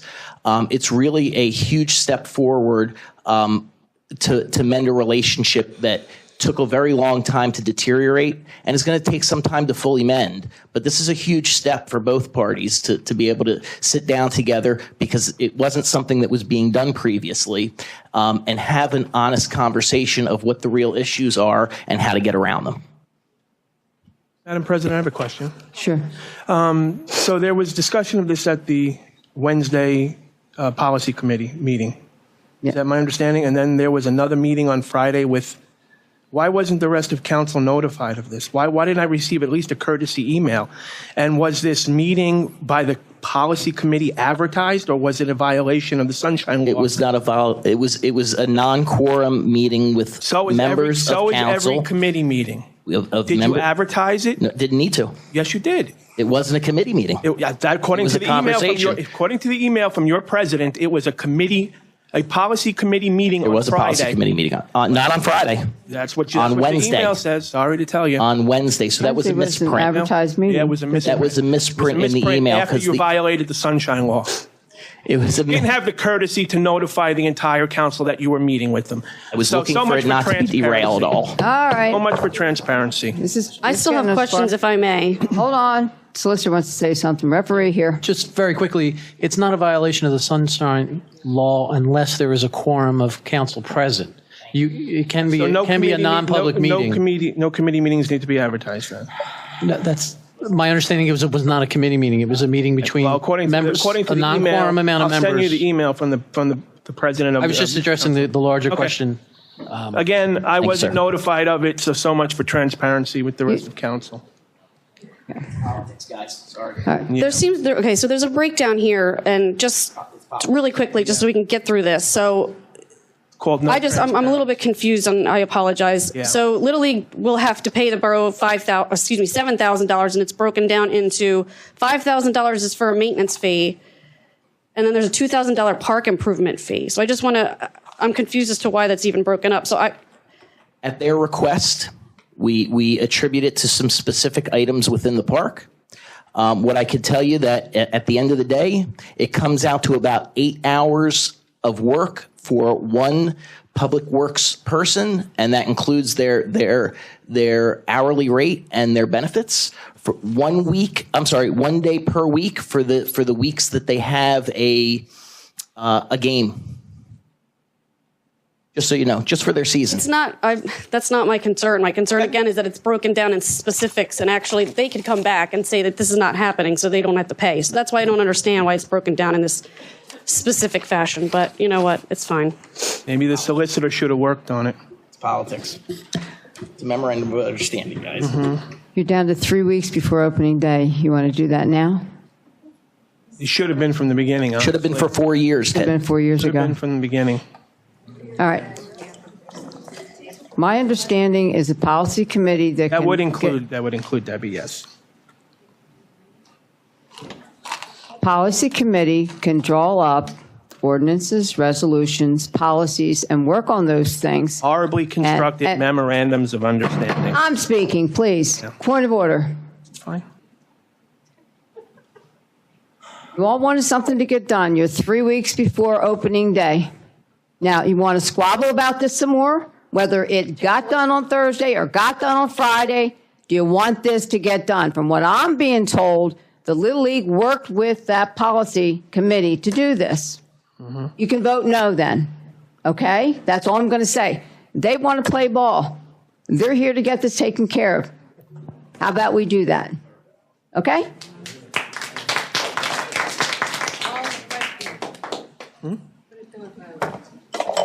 Anything constructive to say after this? Let's move on. Yes, voice vote on this. Roll call vote, please. Yes. Yes. Yes. Yes. Yes, with apologies to the league for being strong-armed into accepting this memorandum of understanding. Yes. Yes, with a thank you and respect to the board. I'd like to say thank you to Jim and your board for working with us for all this time. I know it took a long time to come to a mutual understanding, and I'm happy to say that we finally have something in place.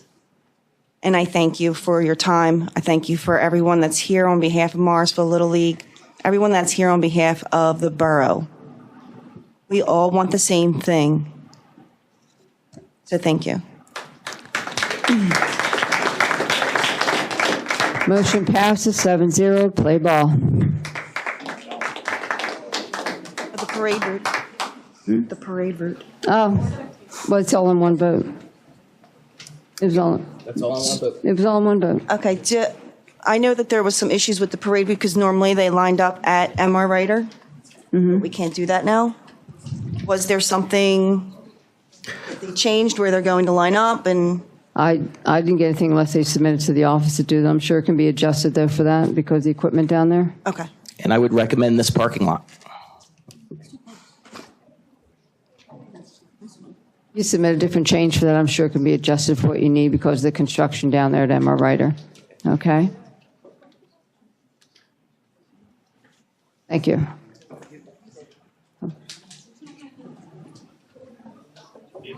Oh, you want to do, okay, yeah. You want to do that now? Can you come up right now? Just quickly, for the public's knowledge, the parade is April 7th. I didn't hear that said, sorry. Just for the public's knowledge. What happened? Yeah, yes. Do you want me to call him out? Mr. Schaefer, could you please come up here and sign this, please?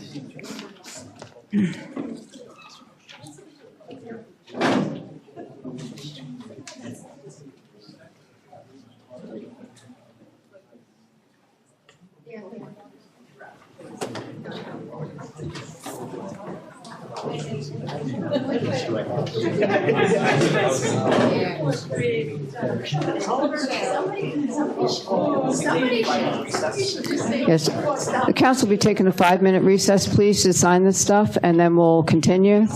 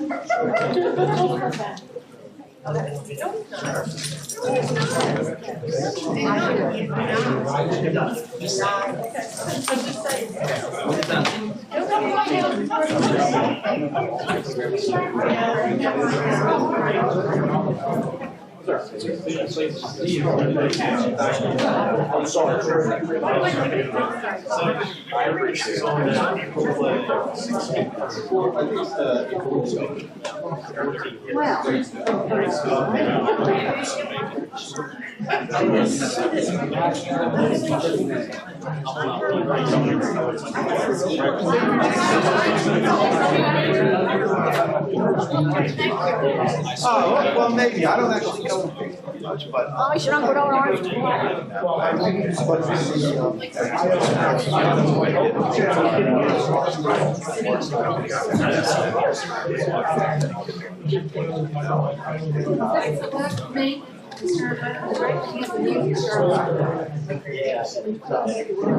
City chairs on fire.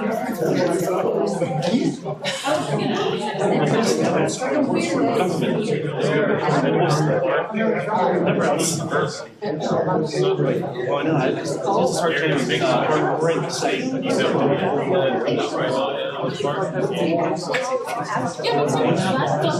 They don't know. Yeah, right. They'll take. That's, I count on that.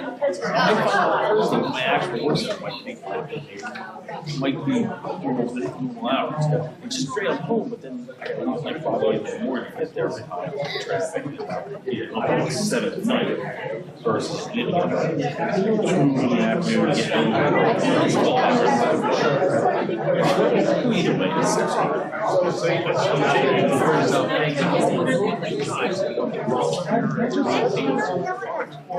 either way, it's if you would guess for 4 years, $15,000, and then $7,000. You only set the for 1 year, and then you can't get any.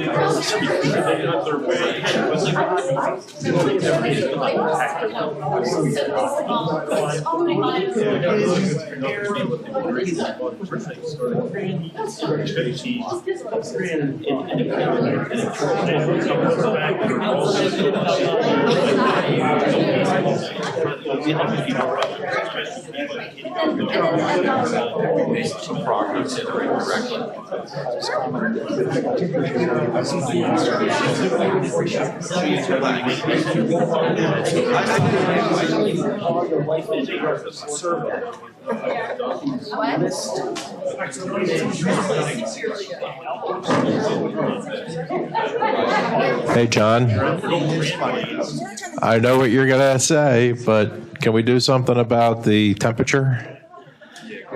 Maybe light a bonfire? I'm going to break up the table up here for kindling. We got icicles swarming up here. I'm fine. I'm not cold. I'm okay, actually. Of course, I have a long sleeve turtleneck on, and I have, yeah.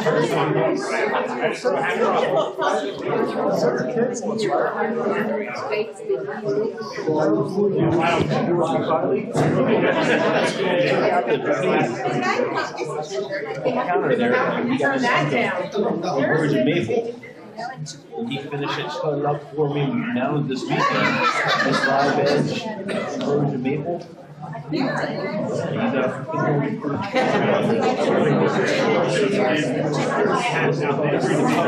at home.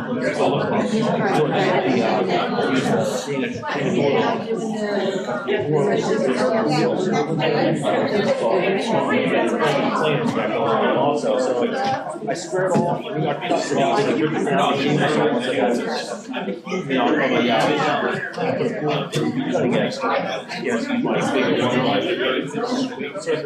he did table saw work on things. There and down.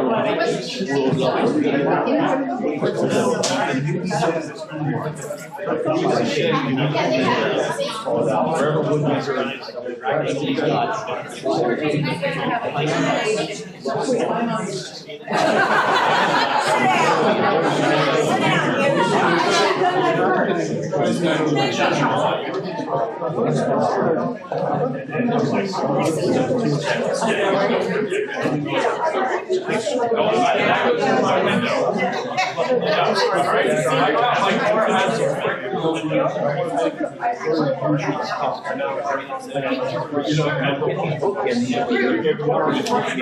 Mr. Bowers?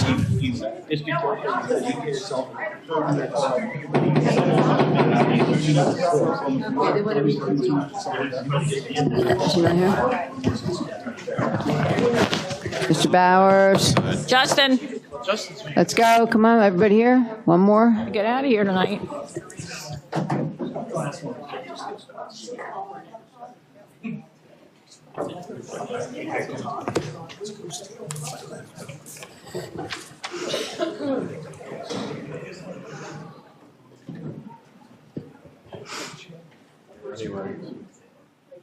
You're missing one member. Miss Chronicle. Well, oh, shit.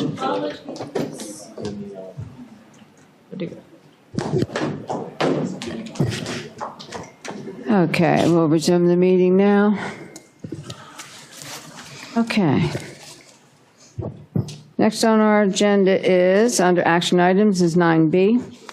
Authorization to permit Friends of the Morrisville Dog Park to hold an Easter egg hunt event on Sunday, March 25th, 2018 at the Morrisville Dog Park. Can I have a motion, please? So moved. Second. Okay, that would be Danielle.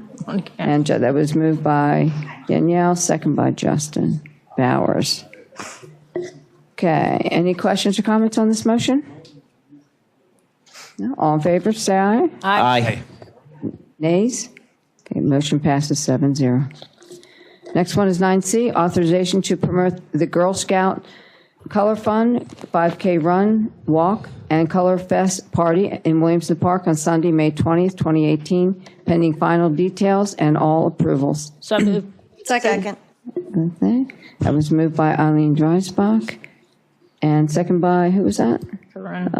Danielle? It was a tie between myself and Corinne. So. Okay, we'll go with Corinne. Okay, any comments on or questions on this motion? No? All in favor? Aye. Aye. Nays?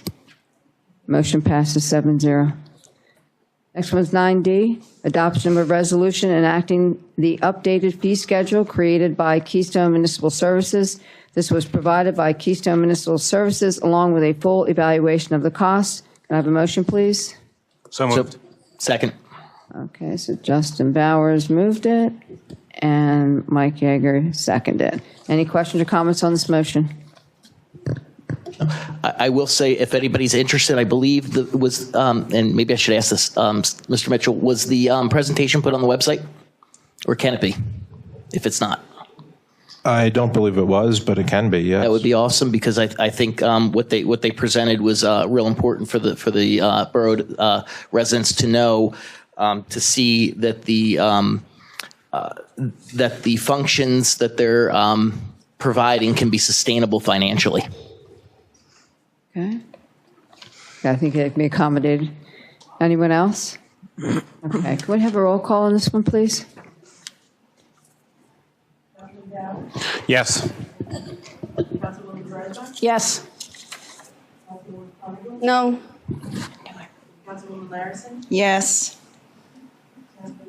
No. Yes. Yes. Motion passes 5-2. Nays are Corinne Chronicle and Ted Parker. Okay, next motion is 9E, adoption of resolution establishing specifications and design standards for roads. Can I have a Move. motion, please? I'm sorry? Me. Oh, Second. oh, okay. Sorry, thanks. I'm cold and tired. Okay. I was moved by, I know I'm frozen up here. Yeah. Okay. Oh, all right. Any questions or comments on this motion? I'd just like to say, and I know I say a lot, but I'm going to say something real quick, is that this is a good step towards moving towards a roads program for our town. Setting the standards is really the first step. Okay. Okay, I think we just do I think we need a roll call on this, right? Or no? All in favor? Aye. Aye. Okay. Nays? Nay. Oh, I'm sorry. The motion passes 6-1. Mr. Parker, nay. Thank you. 9F, adoption of resolution authorizing the borough engineer to submit a grant application to CDBG for installation of new sidewalks and ADA ramps surrounding the Summerseat Historical Building and M.R. Ryder Elementary School property. Can I have a motion, please? So moved. Second. And moved by Mike Yeager, second by Danielle Larson. Any motion? Any comments or questions on this motion? No. Okay, take a roll call. Maybe on this one. Yes. Yes. Yes. Yes. Yes. Yes. Yes. Thank you. Motion passes 7-0. Next motion is 9G, adoption of resolution authorizing the borough engineer to submit a grant application to CDBG for Phase 2 construction of playground improvements at Williamson Park. So moved. Okay, moved by Eileen Dreisbach, Second. second by Danielle Larson. Any questions or comments on this motion? No? All in favor? Aye. Nays? Okay, motion passes 7-0. Next motion is 9H, authorization to enter into legal representation to take action in the opioid crisis. So moved. Second. Okay, moved by Mr. Ted Parker and second by Danielle Larson. Any questions or comments on this motion? All in favor, say aye. Aye. Nays? Motion passes 7-0. Next motion is 9I, motion to authorize the borough to participate in Bucks County Health Department Annual West Nile Virus Program. So moved. So moved. Second. Moved by Eileen Dreisbach, second by Danielle Larson. Can I just quickly ask, is this going to entail some sort of spraying? Yes. Do you have an idea as to when that will be yet? No. Okay. They usually publish the dates ahead of time, though, by municipality. Okay. Thank you. Okay. Any other questions or comments on this motion? All in favor? Aye. Nay? Motion passes 7-0. Next one is 9J, motion to authorize the manager to grant a 5-day extension to the demolition completion date for Emma Ryder Elementary School due to inclement weather.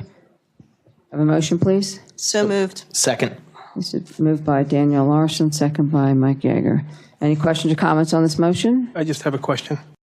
Is the 5 days going to be enough, considering that we're going to get more inclement weather? Well, we can add it.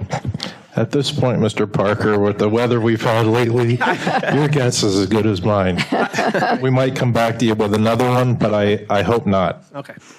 Are we able to able to add a few days to this? Is We that are, a good yes. idea? Is that a bad idea? I mean, today, like right now.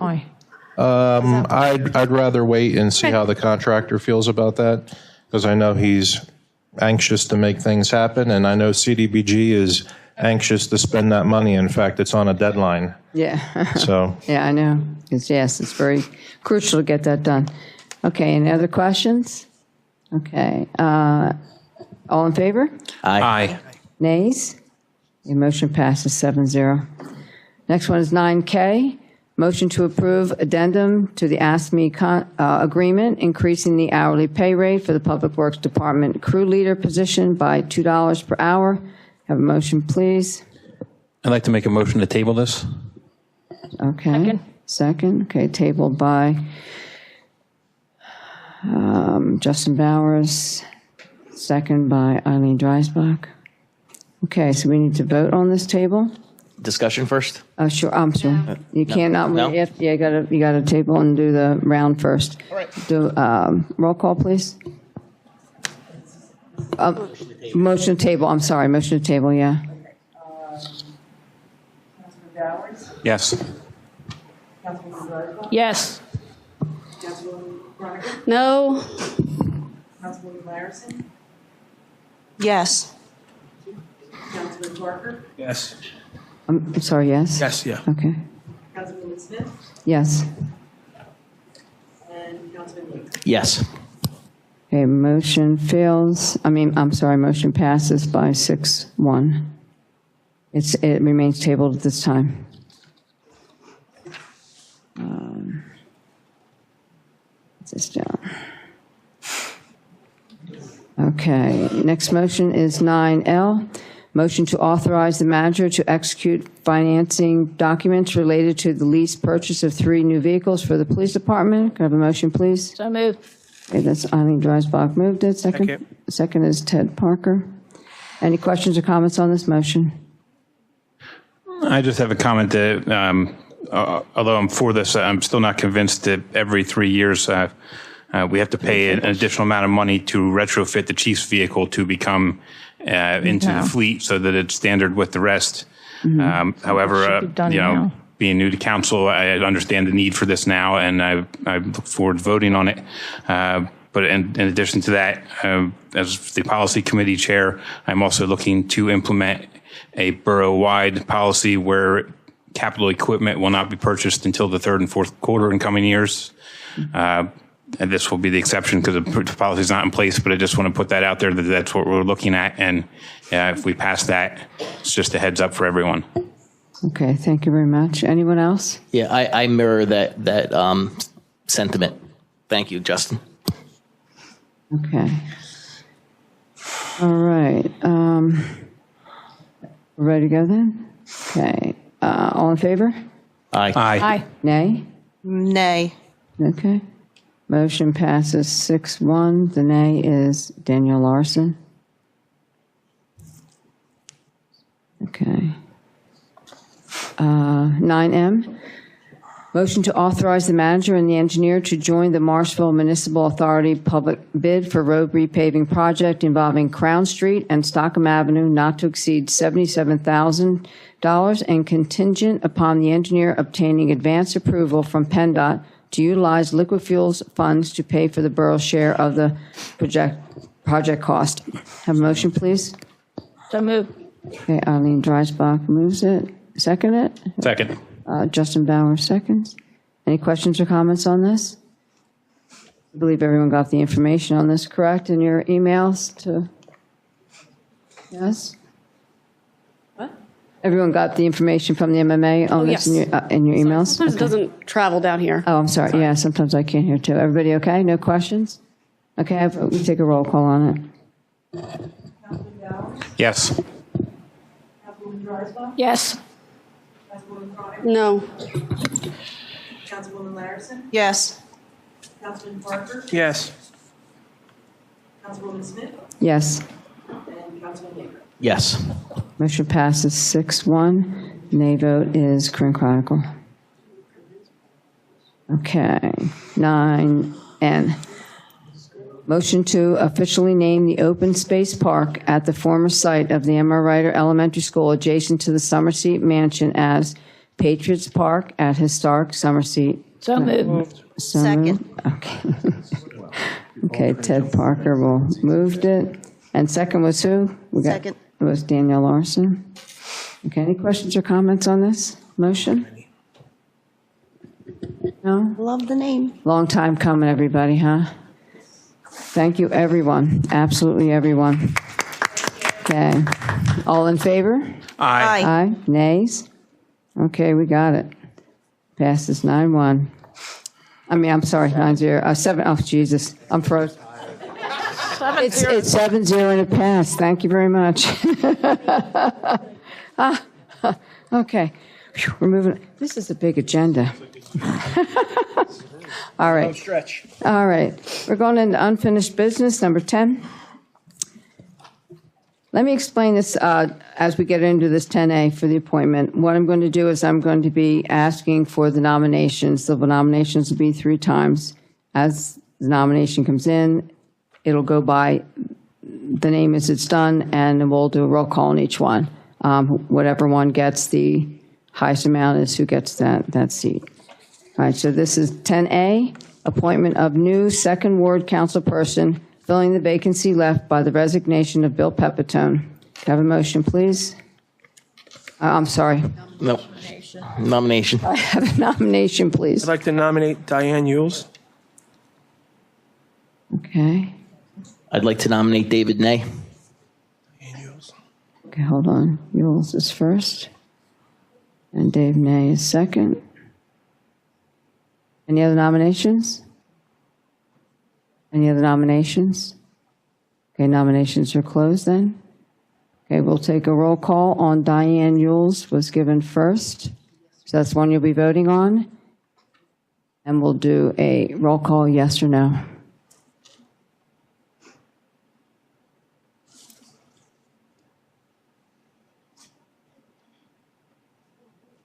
For Diane Yules, am I saying her name properly? Yules, is that what I'm saying? I butchered it, I apologize. Yes, please. Councilman Bowers? No. Councilwoman Dreisbach? No. Councilwoman Chronicle? Yes. Did you hear that? No. Councilman Parker? No. I'm sorry, yes. No. Oh, yeah. Yeah. Sorry, it was a yes. No. And Councilman Anderson? I love her with all my heart, but no. Okay, motion fails 5-2. Okay, the next name is Dave Nay. We'll do a roll call again. Nay on that? Yes or no? Councilman Bowers? Yes. Councilman Dreisbach? Yes. Councilman Chronicle? No. Councilman Larison? Yes. Councilman Parker? No. Councilman Smith? Yes. Councilman Yeager? Yes. Motion passes 5-2. Congratulations, Mr. Nay. Okay, at this time, we're going to, Motion to appoint? yeah, I'm sorry. Yes. Yes. Motion, yes. Motion to Point of appoint. order, Madam Chair? Yes. I believe you did the nominations. Now, don't you need to actually have the vote to adopt the resolution to? Yes. Yes, and we're about to do that. We have the stuff up here. That's going to be next. Okay, Yes. Thank you. I thought you were asking me to take a seat. No. Not yet. Did you bring the resolution with you? We do. We have it, and we have his paperwork, correct? We're going to do that first and then vote that? Would you like to be sworn in by, it can be our mayor, it can be, you It have should your. be the mayor. Mayor swear him in? Would you like to swear him in? No? Okay. Would you like to swear him in? Do you have your thing with you? Sure. Okay. Oh, my God. Oh, my God. Our manager is a licensed notary, and he can swear you in. So if you'll come forward here, Dave. And then you have paperwork you have to fill out for your residency. Vote. Approve the resolution first and then. Yeah. Well, do you want him to? We have the resolution up here? Okay. Let me see if we have, did I get one?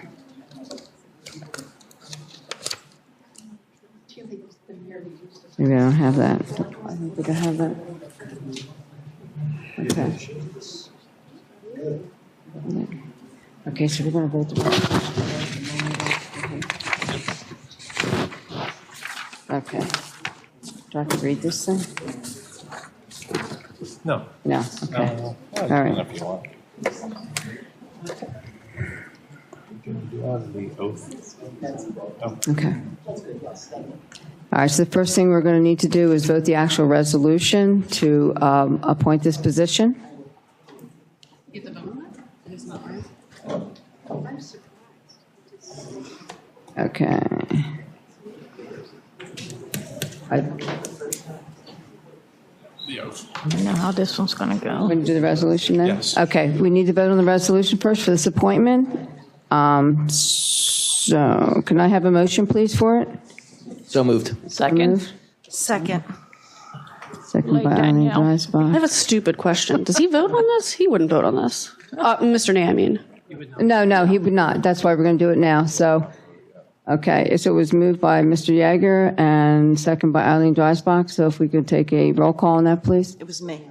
I'm sorry, Danielle. I'm sorry. The roll call on the resolution, please. Councilman Bowers? Yes. Councilman Dreisbach? Yes. Councilman Chronicle? No. Councilman Larison? Yes. Councilman Parker? Oh, my God. Councilman Smith? Yes. Councilman Yeager? Yes. Okay, motion passed for that resolution, 5-2. Okay, now you get sworn in. Should be fun. 2 years. All right. if you Thank raise you. I'm your sorry, I right didn't have hand. it. I didn't have it. Repeat after me. I, David Nay, I, David Nay, do solemnly swear do or solemnly affirm swear and affirm that I will support, obey, and defend that I will support, obey, and defend the Constitution of the United the States Constitution of the United States and the Constitution of this Commonwealth, and the Constitution of this Commonwealth, and that I will discharge the duties of my office with fidelity. and I will discharge the duties of my office with fidelity. Congratulations. Thank you. Congratulations. You can take your seat up there.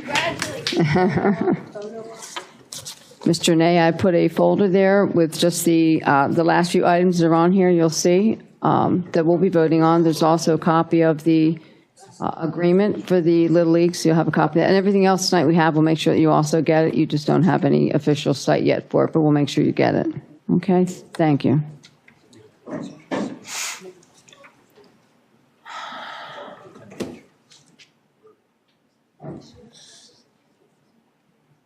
We ready to go? Do you want me to move on? Oh, yeah, you can go. I can move on? Okay. Not that I'm in a hurry or anything, but we're all tired. Okay. Under unfinished business, continued, 10B, a motion to rescind the resolution number 808, eliminating council Arts and Events Committee, which will now be part of the Recreation Advisory Board. Have a motion, please? So moved. Second. Eileen Dreisbach moved it. Danielle Larson seconded it. Any questions or comments on this? We did discuss this during the, actually several times. Anyone? Let me explain it then. The reason that this was being rescinded was it hasn't been used in quite a few years with all of the position capacity that it needed. It was a spinoff from our original Recreation Advisory Board, and it was used to do, back years ago when they had a grant that was for arts and events. We haven't had any money like that for very many years. So this advisory board, the Recreation Advisory Board, was suspended since 2012. So we thought it'd be more effective to just have the Recreation Advisory Board brought back out of suspension and put the residents on, which are like 7 residents that can be on there, and then a liaison of the council, which happens to be Ms. Dreisbach. And that any of the events that were under that or wanted to have that would just go through the Recreation Board. We had all these committees, and a lot of them weren't being utilized and didn't have meetings half the time. So I got together with the manager and with our assistant secretary about it, and we went over all these things together and started to cut down on some of those committees. So it's a matter of combining it. So then we would have to rescind that resolution for that committee. So that's what this is for tonight. Okay, so you all know. Okay. Anyone have any comments? Okay. All right, may I take a roll call on it, maybe? Councilman Barnes? Yes. Councilwoman Dreisbach? Yes. Councilwoman Croniger? No. Councilwoman Larison? Yes. Councilman May? Yes. Councilman Parker? No. Councilwoman Smith? Yes. Councilman Davis? Yes. Motion passes 6-2. Nays are Ms. Chronicle and Mr. Parker. Okay. Next one is 10C. Motion to reaffirm previous council's resolution to utilize summary meeting minutes versus verbatim. Can I have a motion, please? So moved. Okay. Moved by Mr. Yeager and second by Justin Bowers. Okay. Any questions or comments on this? I have a comment. Sure. So this is, to me, a little, it shouldn't be what we're voting on tonight. This was something a prior council voted on, and it was approved by a prior council, and it was never implemented. And in the very short period of time I've been in this seat, I've noticed that one of our main issues, or not one of our many issues, I should say, is council being circumvented. Council makes a determination, they vote on it, whether it's this council, prior council, future council, and those things don't always get implemented. To me, that's one of the most dangerous things that could happen, because this council is the voice of the community. We are your neighbors.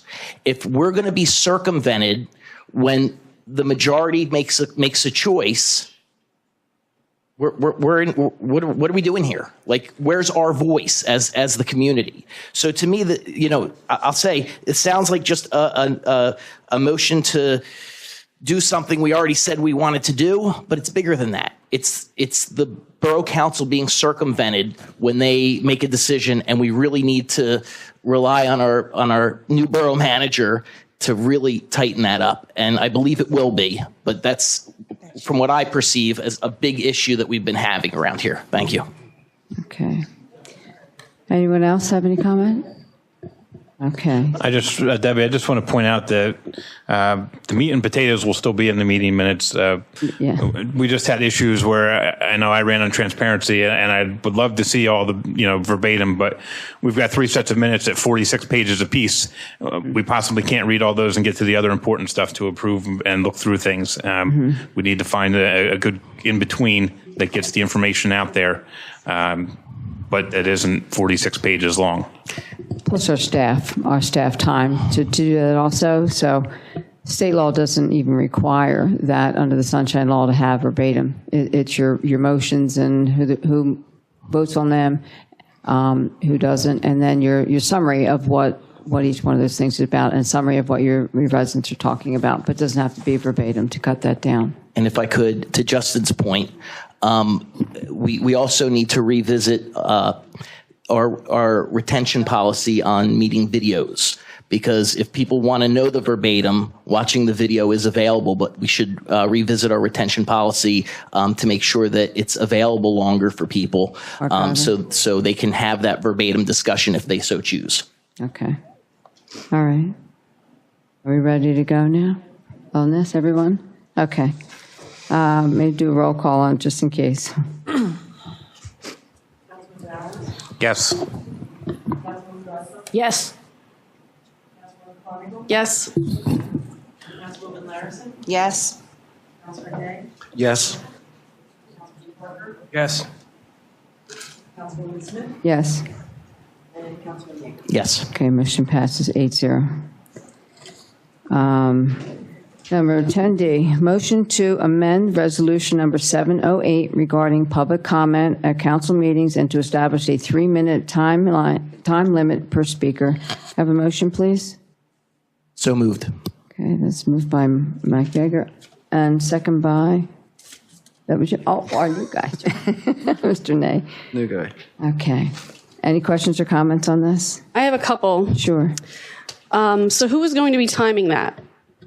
Usually in actually the resolution is already established. It can be the assistant secretary that does that. You can also have a council do it if you wanted to, but yeah, it's usually assistant secretary. So is that Mr. Mitchell or is that Virginia? That would be Apologies. Virginia. That'll be Virginia. Okay. Mm-hmm.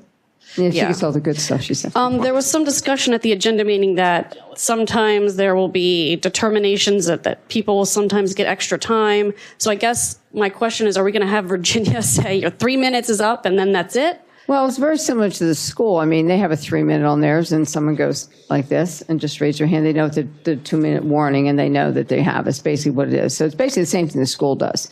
And if there's a situation where something comes up and it's crucial, you can always make an adjustment that the council president can do that. But for the most part, it would be 3 minutes, same as the school does. They actually do an agenda where it's in two different beginning, ones yes, when you I know. sign up. Yeah. So it's just a way of making it streamline a little bit better. Because we're here at the 10 o'clock hour coming up. Okay. All in favor, say aye. Aye. Nay? Nay. Okay. That's 7-1. The nay would be Ms. Chronicle. Okay. There's nothing under new, oh wait, is there a new business you want to mention? I do have one item, if I may. Okay. We had a late item arrive that was not available for your agenda meeting, and that is the maintenance agreement for the standby generator. This is a non-budgeted item, but we would like council approval to enter into the maintenance agreement for a price of $935 a year. If you're comfortable doing that tonight, great. Or if you would like it on the agenda meeting for April, we can do that. You didn't get it. Okay. Oh, wait a minute. Here it goes. It was in your folders this evening. It was not in Mr. Nay's. Yeah, he didn't get that. Oh, sorry. Yeah. It's okay. I have one now. Yeah, I mean, we think can with do it this- in April. We just wanted to bring it up. It's up to you guys. I think with this weather, we probably should do it now. Before we need it and it's not up working. and running. So, yeah, I mean, it's up to you guys. If you want to add I this. have 3 blizzards between now and your April meeting.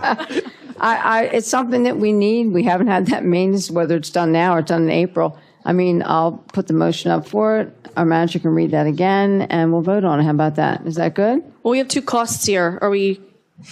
We're going with the recommended one of $935 per year. Semi-annual. Yep. Everyone okay with that? Can I ask a question? So, Mr. Mitchell, can you give us a roundabout answer on what it costs to have the emergency service come out when it wasn't working, to have it serviced?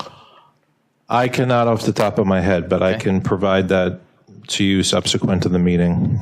Okay, thank you. Okay, then I'm going to, Sorry. I'm sorry. Just go one thing, ahead. I can just tell you from my profession that preventive maintenance is far cheaper than having it serviced in an emergency, so. I don't really think anyone has a problem. Maybe tonight we could put this up and actually get it over with. Could we do that? Make sure it's in place? That's good. Okay, then we'll put a motion up that. You want to read that again? Yes, if council will authorize the manager to enter into a maintenance agreement with Industrial Diesel Power, Inc. of Croydon, PA, for an amount of $935 per year for maintenance on the standby generator. Okay, can I have a motion on that? Moved. Second. Eileen Dreisbach moved it, second by Danielle Larson. I think we had our questions and comments on this, so. I have just one more quick Okay, question for shoot. Scott. Did we get 3 different quotes on this? No, It's not, no.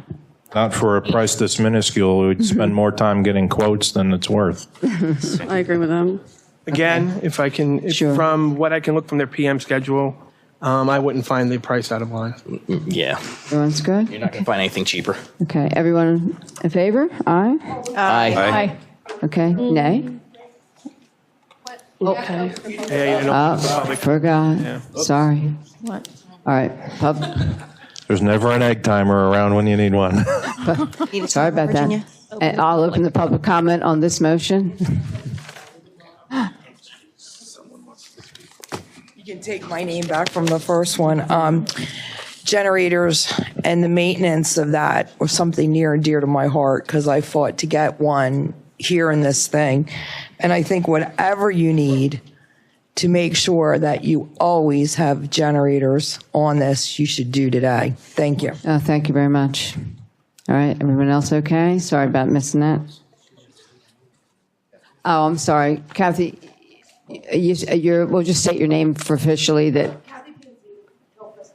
Okay, thank you. Okay, I guess we'll revote. Okay, it was moved by Eileen Dreisbach. It was seconded by Danielle Larson. All in favor, say aye. Aye. Nay? Okay, motion passes 8-0. Thank you.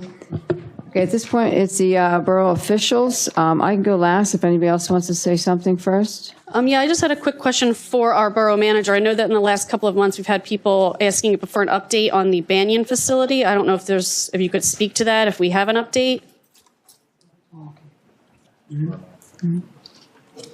Yes, I can update you. There have been many meetings and correspondence with the property owner advising them of the zoning of the property and their requirements under said zoning.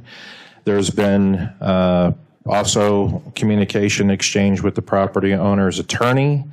Both the property owner and the property owner's legal counsel have advised us that they are intending to keep the property as it's currently zoned and use it as an apartment building, and they intend to renovate the building, continue it as that use, or at some point down the road possibly sell the property. Thank you. No Banyan. Okay, any other Well, it is Zoom, but yes. Any other officials have anything they'd like to? I would just like to remind everybody that Morrisville's Easter egg hunt, sponsored by the Morrisville Yardley Rotary Club, will be at 11 a.m. sharp on March 31st. That's Saturday, March 31st at 11 a.m. sharp. Hope to see everybody there. Okay. And I just have one quick announcement. There was the doggone Easter egg hunt held by the Friends of the Morrisville Dog Park and House Paws. Will be at the dog park. It was approved tonight, March 25th at 10 a.m. I have one question for our manager. One question for our manager. Do we have a list of trees that need to be coming down, or do you just want them reported as we find them? Report them as you find them. We are keeping a list of ones that need serious attention. And are we still using our stump grinder, or is it incapacitated, or? In the event it can be dealt with in-house, we are, but most of the ones we're looking at, John, correct me if I'm wrong, but we're looking at actually having professional tree service handle them. No, that's not, no, we'll do the stump grinding. We were talking about the two large trees that fell over on Glenside. We might have to get them taken care of, because they were Yeah. so large. That's what I was talking We about. can't do the big Okay. ones. They're bigger than we can handle. All right, I had- out of the ground. So even if we have somebody do the trees, we're going to do the stumps. We're gonna do, we do all the stumps. Okay. Okay. I All stand right. corrected. Because I had a few calls since the last storm, so I'll give you the list. Thank you. Okay. Anyone else? Okay, then I'll just mention a few things. First, just to let the public know and to remind the council, we all, at our agenda meeting, had a consensus to change the time frame on the council meetings. So we'll be doing that in May. So the council meetings and the agenda meetings will go from 7 o'clock, just to let everyone know. And we'll mention it again at the April meeting, just to bring the time frame down a little bit. We just reminded everyone, you've gotten the announcements for this from the manager for the PSAB 107th Annual Conference. It's June 10th to 13th in Hershey. If you are going to go, please get that in so that the manager can get as early you can, prices on that, because after a while they'll sell out those rooms and you'll be paying a little bit higher. And also in April, then we would be voting for the voting delegate and the alternate delegate. So you want to get that in so we have a consensus who's all going to go. Okay, thank you on that. And I will also reiterate what the mayor was saying about the NIMS testing. It is important. I'm working on mine. Everyone that can, get them in.